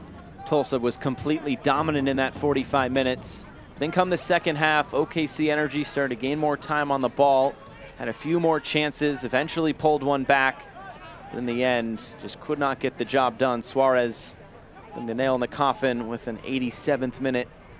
You can call it a sealer in the end to make it 3-1. Yeah, that was an exciting game. I remember watching it just there at the start of the season. Rivas was the man that night, wasn't he? He was. Fantastic. This will be another foul and a free kick, but going the way of FC Tulsa. There's Ward getting involved. Yep, not quite in the way that OKC would like, but putting in the challenge in midfield, breaking up the play a little bit, and adding another free kick to our stats, which we love to see. There's been plenty to go around. Odu Jadama.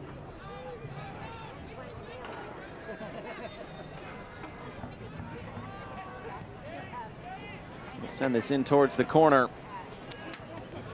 Does stay in play. Or Suarez thought it did. Delayed decision there, but a throw-in will go the way of OKC. I think just out of our shot there at the moment. Bird on the sideline getting some treatment, so FC Tulsa a man down at the moment. See Rivas dropping in a little deeper to compensate for that.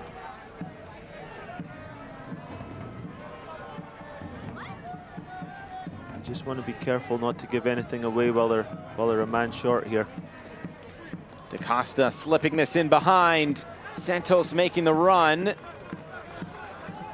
knocking on the door with those balls and those runs. Love to see it. Those runs they're hard work. There's lots of times it doesn't come off, but it just has to be right one time, and it was almost right there. Corner kick coming for FC Tulsa. First of this second half. Joaquin Rivas will take. It's a Little Caesars corner kick. Yeah, the hard decision for Mitch Osman and Connor Donovan is when DaCosta comes off the line like that, do they go with him or do they not go with him? If they go with him, yeah, they create some space. Rivas sends this in, and Cochran, there you go, making the catch. Yeah, Cochran's been listening to our commentary, and to be fair, that's the thing that can really take him to another level as a goalkeeper, is consistently holding those balls, not giving a second chance to anybody, and as a defender, you love to see it. Ball goes over your head, the goalkeeper calls for it. Not only does he get to it, but he keeps a hold of the ball. Fantastic from him. Distribution a bit too wide. Throwing right back the way of FC Tulsa.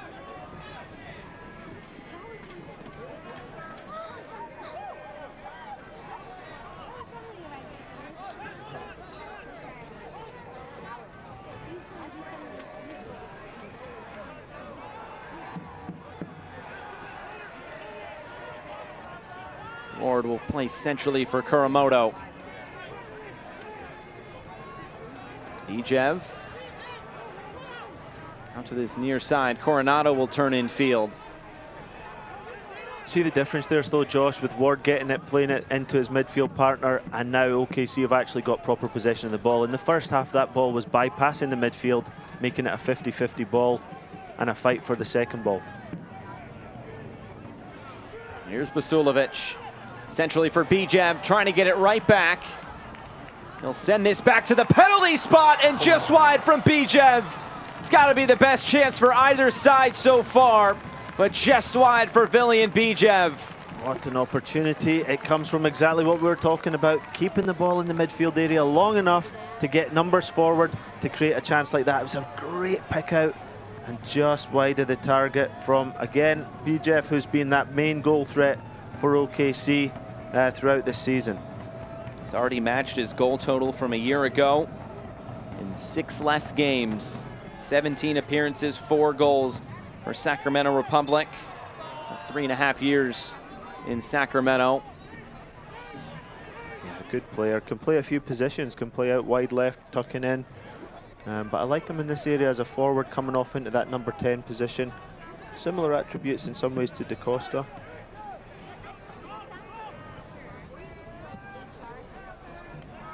And you see now the long balls are coming a bit more from FC Tulsa. You see at the top of their screen there, DaCosta looking back and, you know, not happy with that type of ball forward, but it's going to have to be played through the midfield for him to get the type of ball that he really thrives on. Picked off by Winters.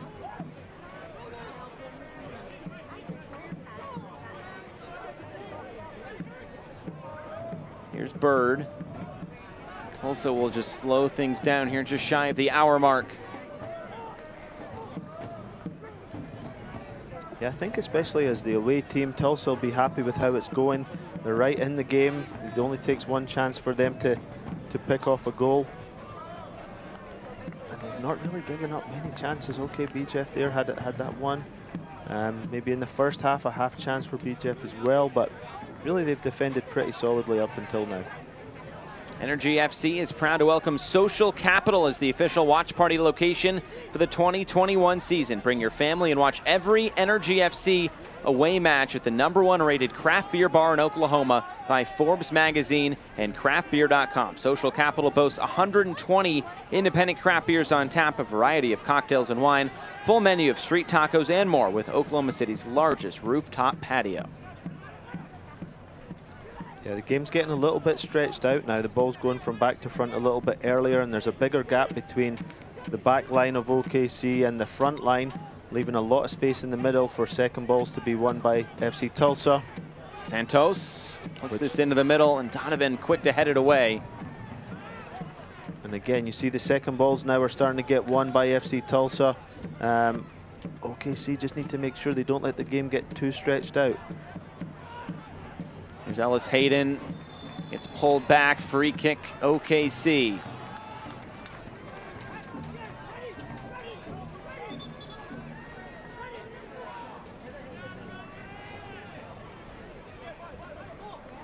Fourth of July weekend starts with a bang when the USL on ESPN continues tomorrow. It's a Golden State clash as San Diego Loyal plays host to Sacramento Republic tomorrow at 7 p.m. Eastern on ESPN2, capping off an action-packed day of soccer on the ESPN family of networks. This is better from OKC. Going to come through the middle. Lopez dropping a bit deeper to receive it. It does get it out wide. Ellis Hayden, left-footed cross, looking for Bijev. Trying to control that on a few touches, but out for a goal kick.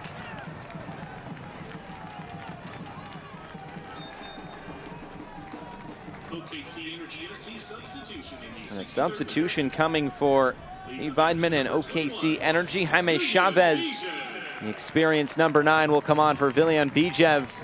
So brought to you by SSM Health St. Anthony. The former Fresno FC star comes on for the former Sac Republic star. The two rivals, now teammates. And here is Chavez.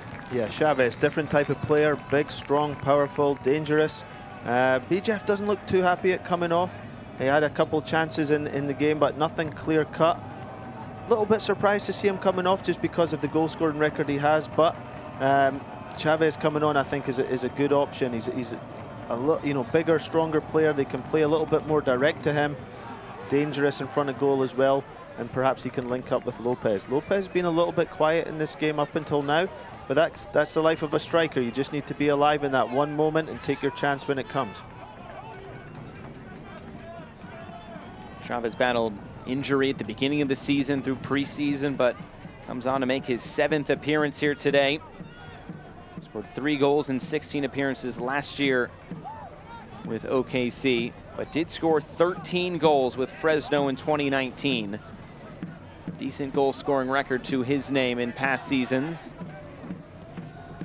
Yeah, was a very good goal scorer for Miami FC in the NASL a few years ago, and yeah, good striker at this level, someone who can who can definitely cause problems, especially coming on when the other team are maybe tired.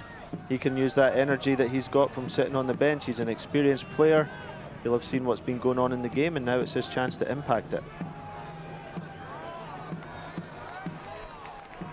Fair play to Leave Vitamin as well, in the sense that he's given Chavez a good run of time, a good chance to make an impact. Sometimes strikers come on, they don't get enough of a chance to get to the tempo of the game, and they can't really influence it too much. But you see now we're OKC, it's like a back three now, although that's only when they're in possession of the ball. Charlie Ward's dropping in to create a 3 against 2. Previously that wasn't happening and he could not get on the ball. Now that he's dropping into that back line of 3, it's Donovan, Osman and Ward against DaCosta and Rivas, and now OKC are getting on the ball and they're starting to play through midfield. They just need someone else in that central midfield area to be active when Ward drops into that back line of 3. So creating a man advantage in the back line to then get possession into midfield. Another free kick. Stop me if you heard that before. It's going to FC Tulsa. It's interesting to see those little intricacies throughout the game, trying to get a guy like Charlie Ward on the ball that we've been talking about quite a bit. This little flick by Rivas, trying to find DaCosta.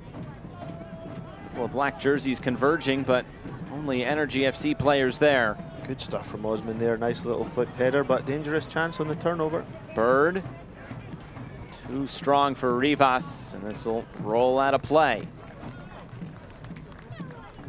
First Fidelity Bank is proud to be an OKC Energy FC founding sponsor. Our 20 OKC Metro locations make banking convenient for you, especially when combined with our free worldwide ATMs, mobile banking, and mobile deposit.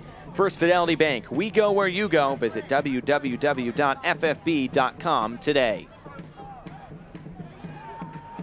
Cochran puts this high into the sky. And there you see what Chavez brings to the table. Gets off his man, flicks the ball behind. Lopez couldn't quite get on the end of that one. Quick throw in coming. Santos will put this into the corner for Rivas. Santos trying to get this back. It's Ward who stepped in. Rivas. Suarez will keep this moving to the left side. Sheldon joins the attack. You see Sheldon had to come back onto his right foot there. Normally when Suarez comes in, Corrales would be whipping that ball in dangerously on that left-hand side. So that's one of the things we talked about in the beginning of the game. Not really obvious, but in that moment that could have made the difference. That could have been a ball in that could have created a chance. Probably like to have seen Sheldon just have a go at it with his left foot there. It was set up to cross. Understand obviously why he came back on his right, and he's had a good game there playing in, I would say, out of position at left back. But it does take away a little bit of that attacking threat, which has been quite important for FC Tulsa throughout the season so far. It'll be DaCosta to stand over this set piece now for FC Tulsa. Can the black and gold get something going in the black gold derby? DaCosta clips this in. Header comes on towards goal, and Cochran makes the catch. He'll slow things down this time around. Yeah, one of the best deliveries we've seen from a set play so far. Just couldn't get the power on it. The ball was kind of bending away from goal. Hard to get momentum and power on that header from there.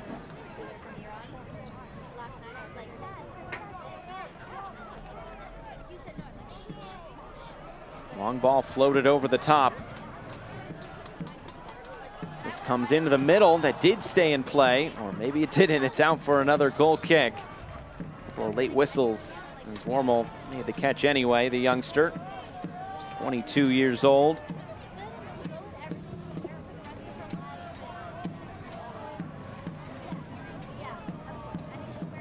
Just over 20 minutes to go here.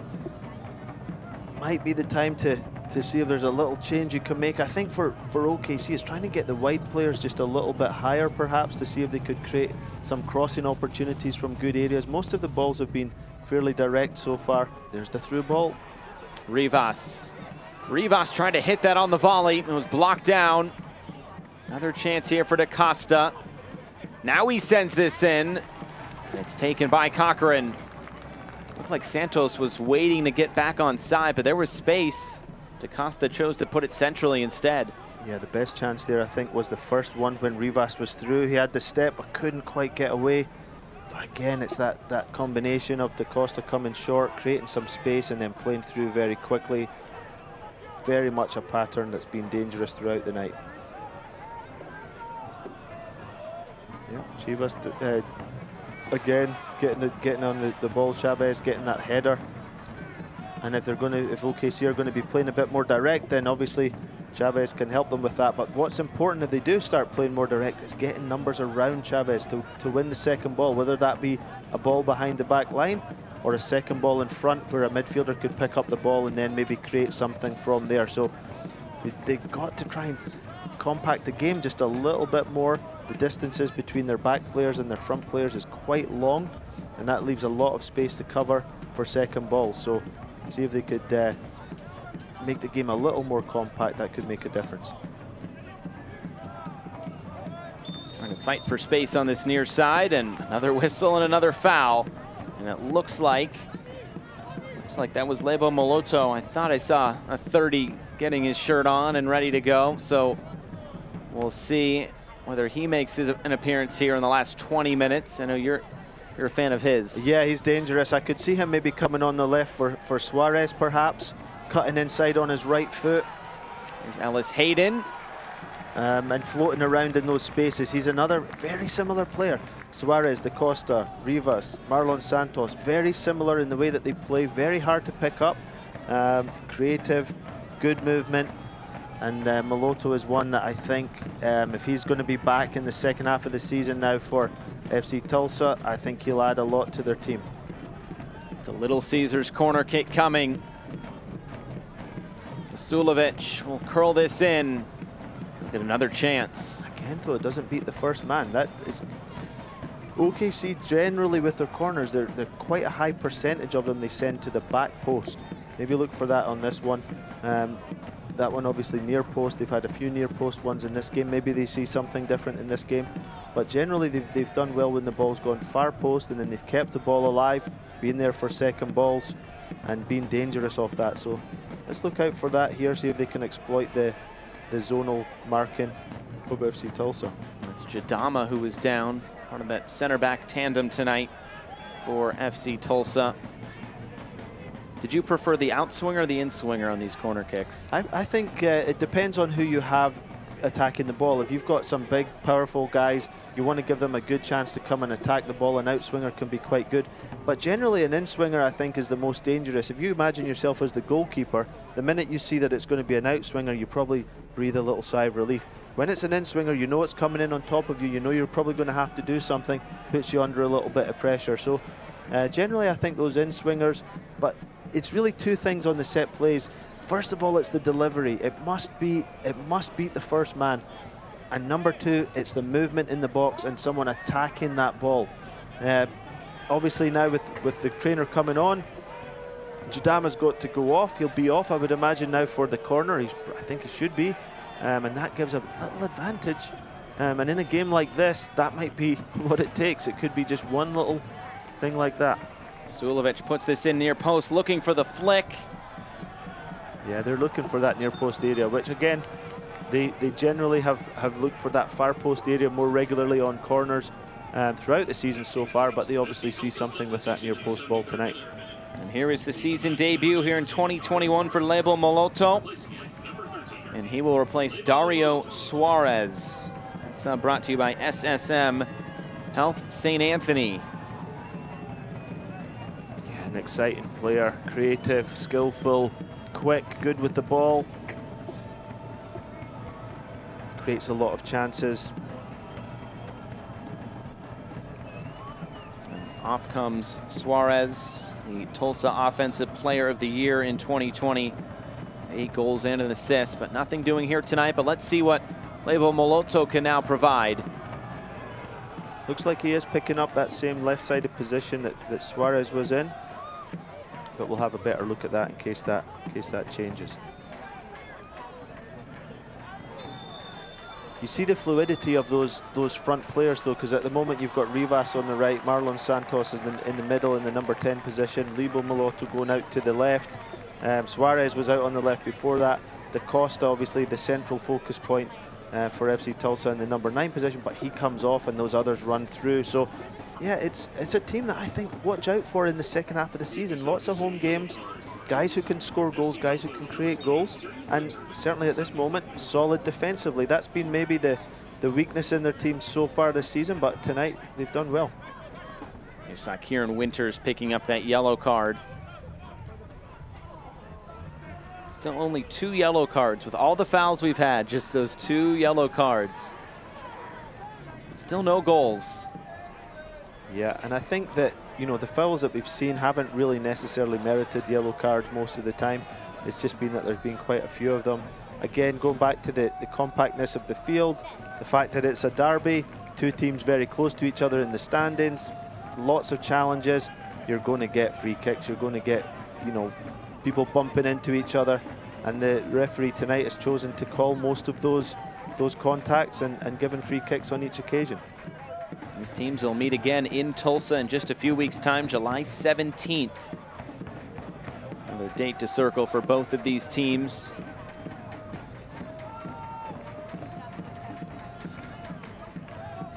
In the last 6 matches between these two sides, 4 draws, all of them 1-1. And then the last 2 games have both been wins for FC Tulsa. As we mentioned in the first half, 1,059 days since OKC Energy has knocked off FC Tulsa. I guess back then they were still Tulsa Roughnecks, right? yeah, that shows how long ago it was. This is played over the top. Cochran comes out to claim it. But the other side of that is these games are very close. It's not like that, you know, that OKC are losing all these games. Lots of them are ties, very close encounters most of the time. And all it takes is a win, let's say, for OKC, and then suddenly they're looking at their record totally differently.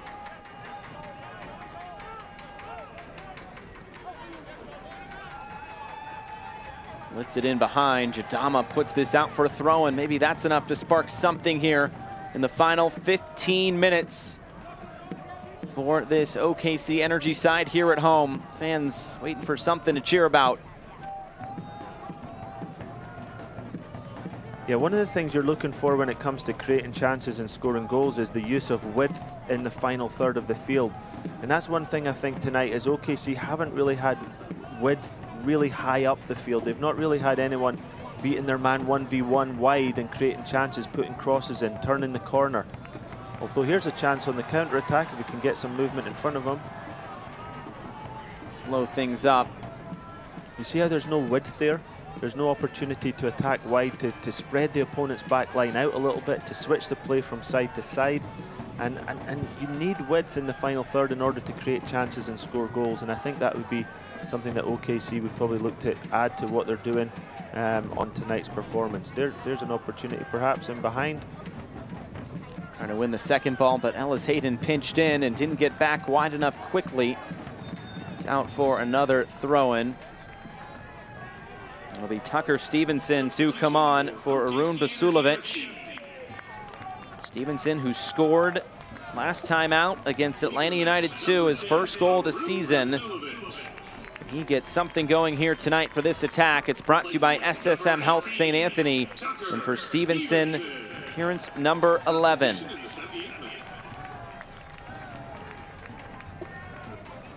Already matching his appearance total from last year. He's also matched his goal total as well with 1.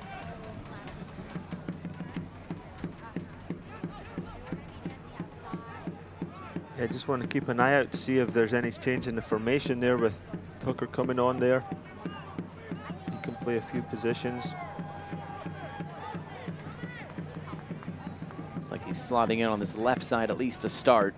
Yeah, and perhaps trying to create that little bit extra width in the final third to see if there's a way to unlock this back line. I think it goes back to a point we made near the beginning of the half, which FC Tulsa are relatively comfortable in their defensive shape because OKC have never really got round them on the outside. They've never really gotten in behind them, and although they've been in their half a fair bit, they've never, you know, not really done enough in terms of creating chances, and that's, I think a lot of times you need those 1 or 2 players who can beat people 1v1 or who can create chances with their movement, which is what FC Tulsa have, as well as the ability to go past people here and there. Miloto being one of the guys who can do that. We haven't really seen anything of him yet, but he'll just be easing his way back into playing, getting some minutes after being out for as long as he was.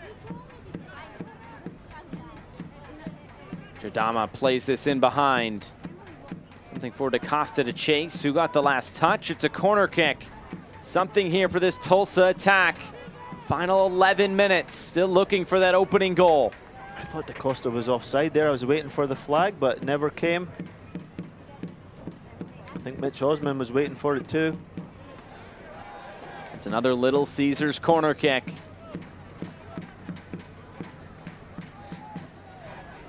Here's DaCosta, whipping this in. The header glancing just wide of the post. Looked like Rivas was there. Great opportunity for the roadside. It's a good chance. It's a great delivery, and it's those two again, DaCosta to Rivas. And OKC would not have been happy if Rivas had been the one scoring a header on a corner. He should have been picked up. And again, it's the delivery, though. The delivery is dangerous, creates the chance. And tonight, throughout all these set plays that we've seen, there haven't been that many good deliveries that have caused problems. Tulsa pushing high here. This one just knocked right out of play and nowhere for OKC to go. OKC looking just a little bit tired. Costa free again at the top of the box. Rivas plays this centrally. Here is DaCosta. Now clipping this in behind. The header comes on. It's off the crossbar. Headed out of play. A+ chance, but it looked like the flag was up. But if we've seen it once, we've seen it 100 times. DaCosta comes off the back line, turns, plays the next ball behind for the runner. It's a dilemma that the OKC have had all night. Do they go with DaCosta? Do they not go with DaCosta? Are they tracking the runs of those other dangerous runners? And I'm telling you, it's only a matter of time. If it keeps happening, there's going to be one of these chances will get taken. It's the main pattern, the main attacking theme that we've seen from FC Tulsa tonight. And they've done it well. They just haven't quite managed to execute, which is what we said. Keys to the game. They have to execute on one of these chances. And I think they'll get more between now and the end of the game. At the moment, they look the stronger team, the more likely team. But OKC have still got plenty of time to turn that around. And at 0-0, are right in the game. Hey, OKC Energy fans, visit any of the 9 OKC area Panera Bread locations for a creamy mac and cheese or the classic bacon turkey bravo. Order online at panerabread.com for pickup or delivery right to you. Your favorites only at Panera. You'll see now as well the fluidity of those front players, where again it's, you know, Santos is out on the left now, Miloto's in the middle, Rivas is on the right. DaCosta obviously still picking up that number 9 position, but will move and create chances from there.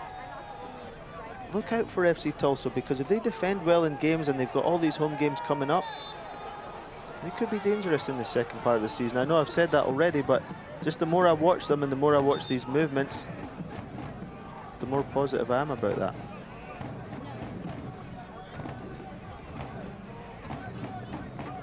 And next up for FC Tulsa will be Lou City back at home. Here comes the free kick. Cochran coming way out of his goal, and this one looping just out of play. Now it's headed out by Donovan. He was taking no chances. Cochran almost caught no man's land. He came a long way there. If you're coming that far, you need to get a touch to the ball. Even collided, I think, with one of the FC Tulsa attackers. No, his own man, I think Osman. Another corner kick. Here's DaCosta. Will be slowed up for just a moment. Yeah, they'll be picking up Rivas this time, surely.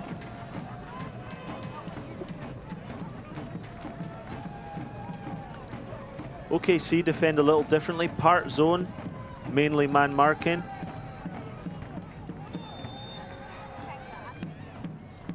Here's DaCosta's service. Back post this time, headed back centrally. Whistle comes, free kick to OKC. Yeah, you see there that the benefit sometimes of that longer ball to the back post. Obviously the play was not continued, but sometimes that second ball going all the way to the back post can be very dangerous. A lot of times on set plays, it's not the first ball that causes the problem, it's the second ball, the second phase, sometimes the third phase, so you've got to stay really alive and alert until that's completely cleared if you're the defensive team, or stay alive and alert if you're the attacking team. Maybe that's where you'll get your goal.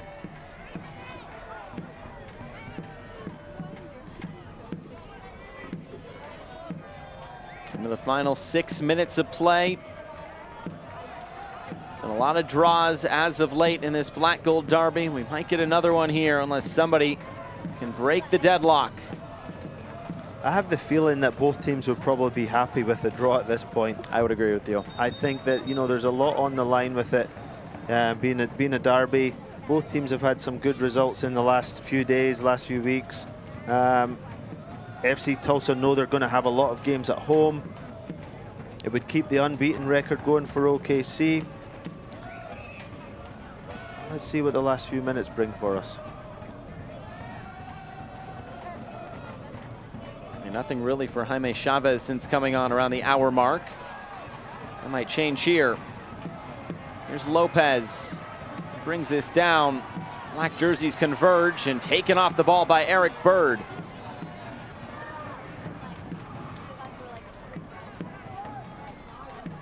Yeah, and Lopez needed to get off his foot a little bit quicker there. I feel like OKC have been a little less dangerous since BJF went off. I think that he was the one guy that looked like he might be able to unlock this FC Tulsa back line. He looked like he could get the goal if the ball dropped to him in the right way. He did miss a chance or two. You saw his emotion coming off. It didn't look like he was too pleased. No, not many players are. and you don't really want players that are happy not to be playing. Obviously, you want them to handle it in the right way and help the team in the right way. But you need players who want to play. You need guys who love being out there, who believe they can make the difference. Having said that, they've got to make the difference when they are out there. This one cleared away again. As far as midfield, and in the final 4 minutes now.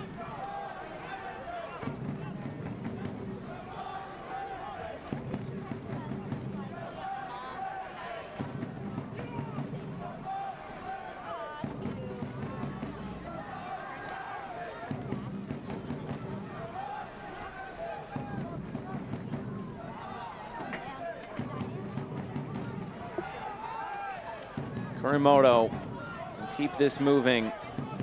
Now it's headed out of play. Lee Weidman trying to get the ball back quick.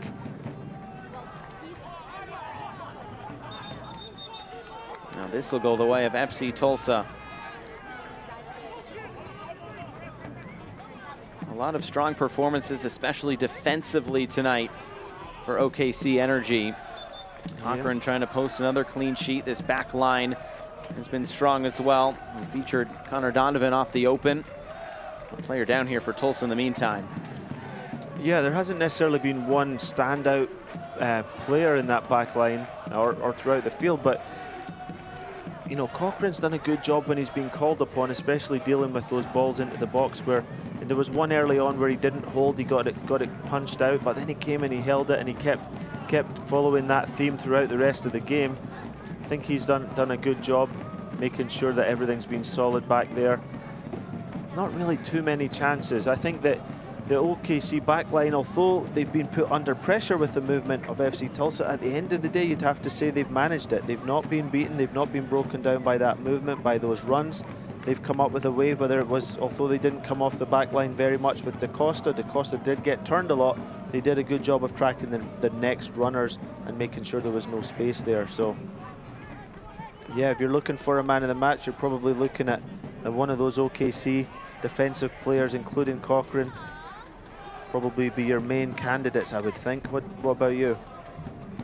I was thinking Cochran, to be honest. Another clean sheet. I know they've been doing well as of late defensively, and when we asked Lee Weidman about that, he said it's just finding that consistent crew in that back four. It seems like they've done that with Ellis Hayden coming back in, Coronado, and of course those two center backs who have been there.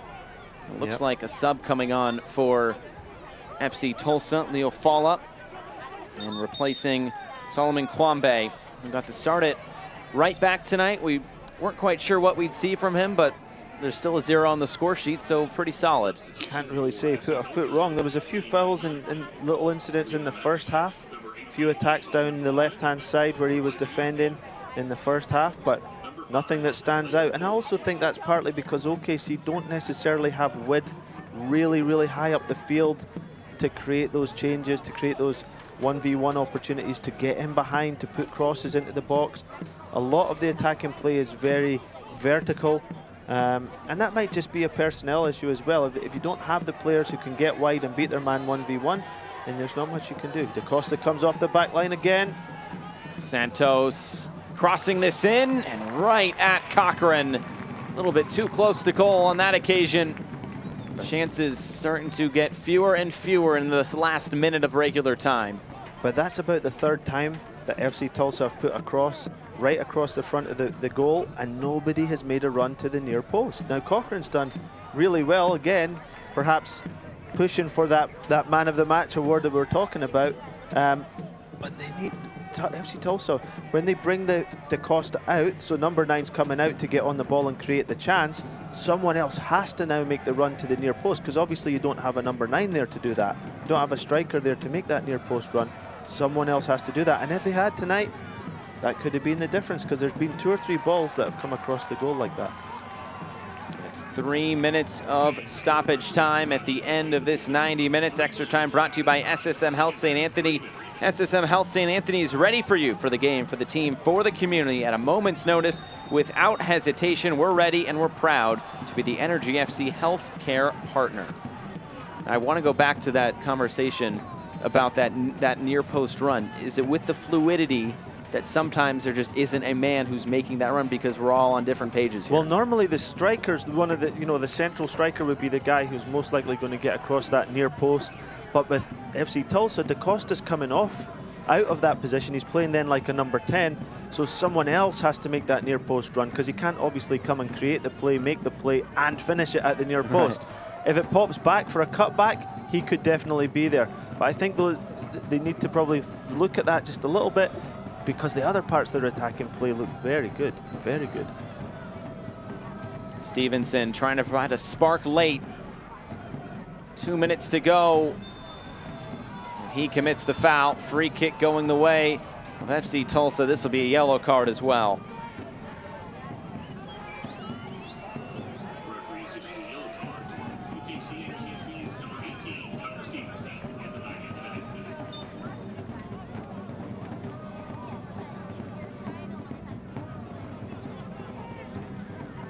Stevenson there, not been on too long, overstretches slightly on that one.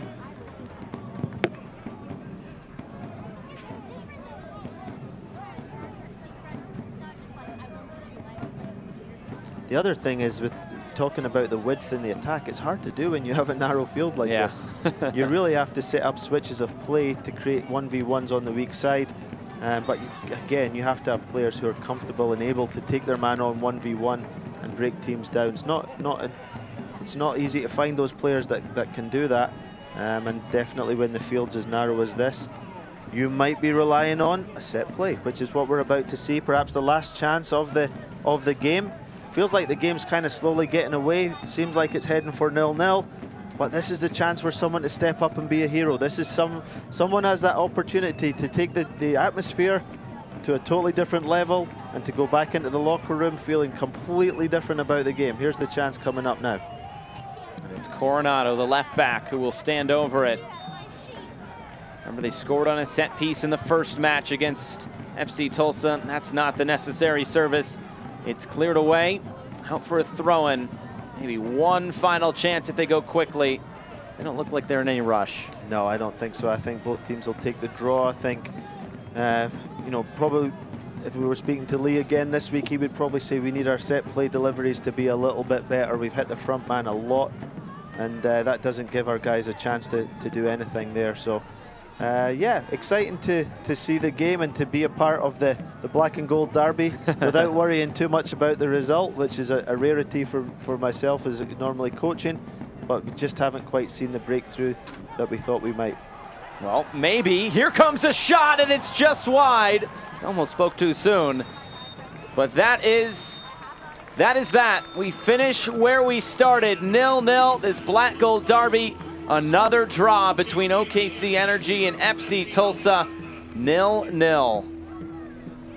And our man of the match will be CJ Cochran, presented by Mid-First Bank. Clean sheet, can't go wrong with that. Yeah, and I think for OKC, for example, they'll be looking at it like they're unbeaten now in 4 games. They've got a clean sheet, another clean sheet. I think for FC Tulsa, they have got a clean sheet. Their defensive record hasn't been the best, and they know they've got a lot of home games coming up. They've already picked up 3 points here in the Derby game early in the season. So now they've picked up 4 away from home against their nearest rival. That's not a bad return, and they'll be looking to take care of business when they get back to their home games. 3rd clean sheet for FC Tulsa, 4th for Energy FC. It finishes 0-0 from Taft Stadium. Stay with us. We'll wrap things up right after this. Success is achieved through hard work, and many business owners work tirelessly for years to realize the dream of franchising their business. FFB partners with companies of all sizes every day and offers an extensive variety of treasury services. FFB will outline a plan just for you, help you streamline cash flow, and monitor your business transactions. Because we know you've got better things to do, like grow your business. FFB, we go where you go. Real commitment doesn't stumble. It doesn't hesitate. It's ready at a moment's notice, on the sidelines and in the stands.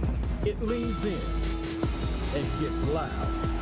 We're ready for you, for our club, for our city, for whatever comes next. We're SSM Health St. Anthony, and we're proud to be the official healthcare partners of the OKC Energy FC.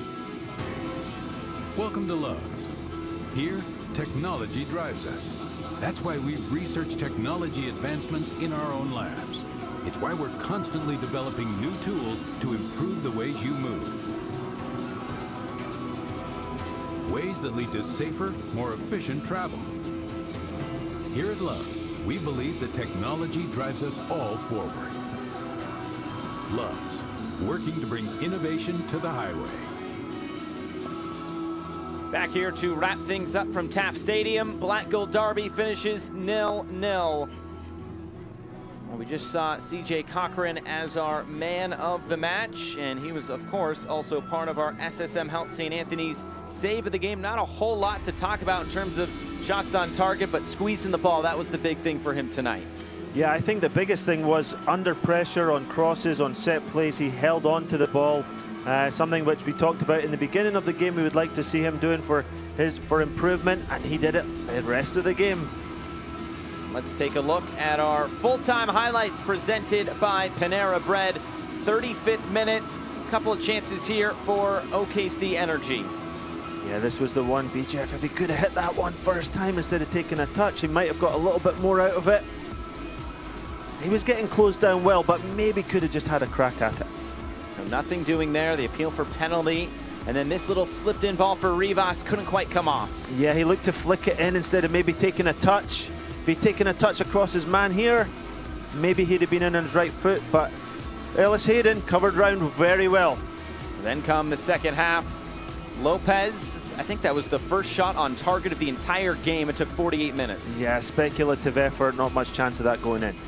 And then good little give and go. This was good interplay though from OKC Energy. Yeah, and once BJF went off around the 60th minute, there really was not really any more danger that I can think of. He was the guy who looked most likely for OKC. DaCosta sending good service in here. We just saw that as our save of the game. Nothing really doing on set pieces either way tonight. Cochran able to squeeze that, and then late on 81st minute, this was a good chance, but it was eventually called offside. Yeah, and a consistent theme all night long for FC Tulsa. Ball gets to DaCosta, he creates a chance over and over and over again. He's the guy you've got to watch out for, but lots of dangerous players in that FC Tulsa attacking lineup. Tonight's full-time stats brought to you by First Fidelity Bank. Nothing really doing in terms of stats, just 3 total shots on target. What do you make of this? Kind of final thoughts as well? Yeah, an enjoyable game to watch. Both teams very, very committed to the cause. It was a derby game, and it looked like a derby game, but at the end of the day, these games are hard to split sometimes, and I think that both teams will go away pretty happy, looking forward to the next one. Well, Martin, it was great to have you in the booth for the first time here tonight. And that wraps things up here, this Black Gold Derby. We finish where we started at 0-0, OKC Energy and FC Tulsa. That does it tonight for our coverage from Taft Stadium in Oklahoma City. For our entire crew and broadcast partner Martin Rennie, I'm Josh Eastern saying so long. It finishes OKC 0, FC Tulsa 0. Good night from Oklahoma City.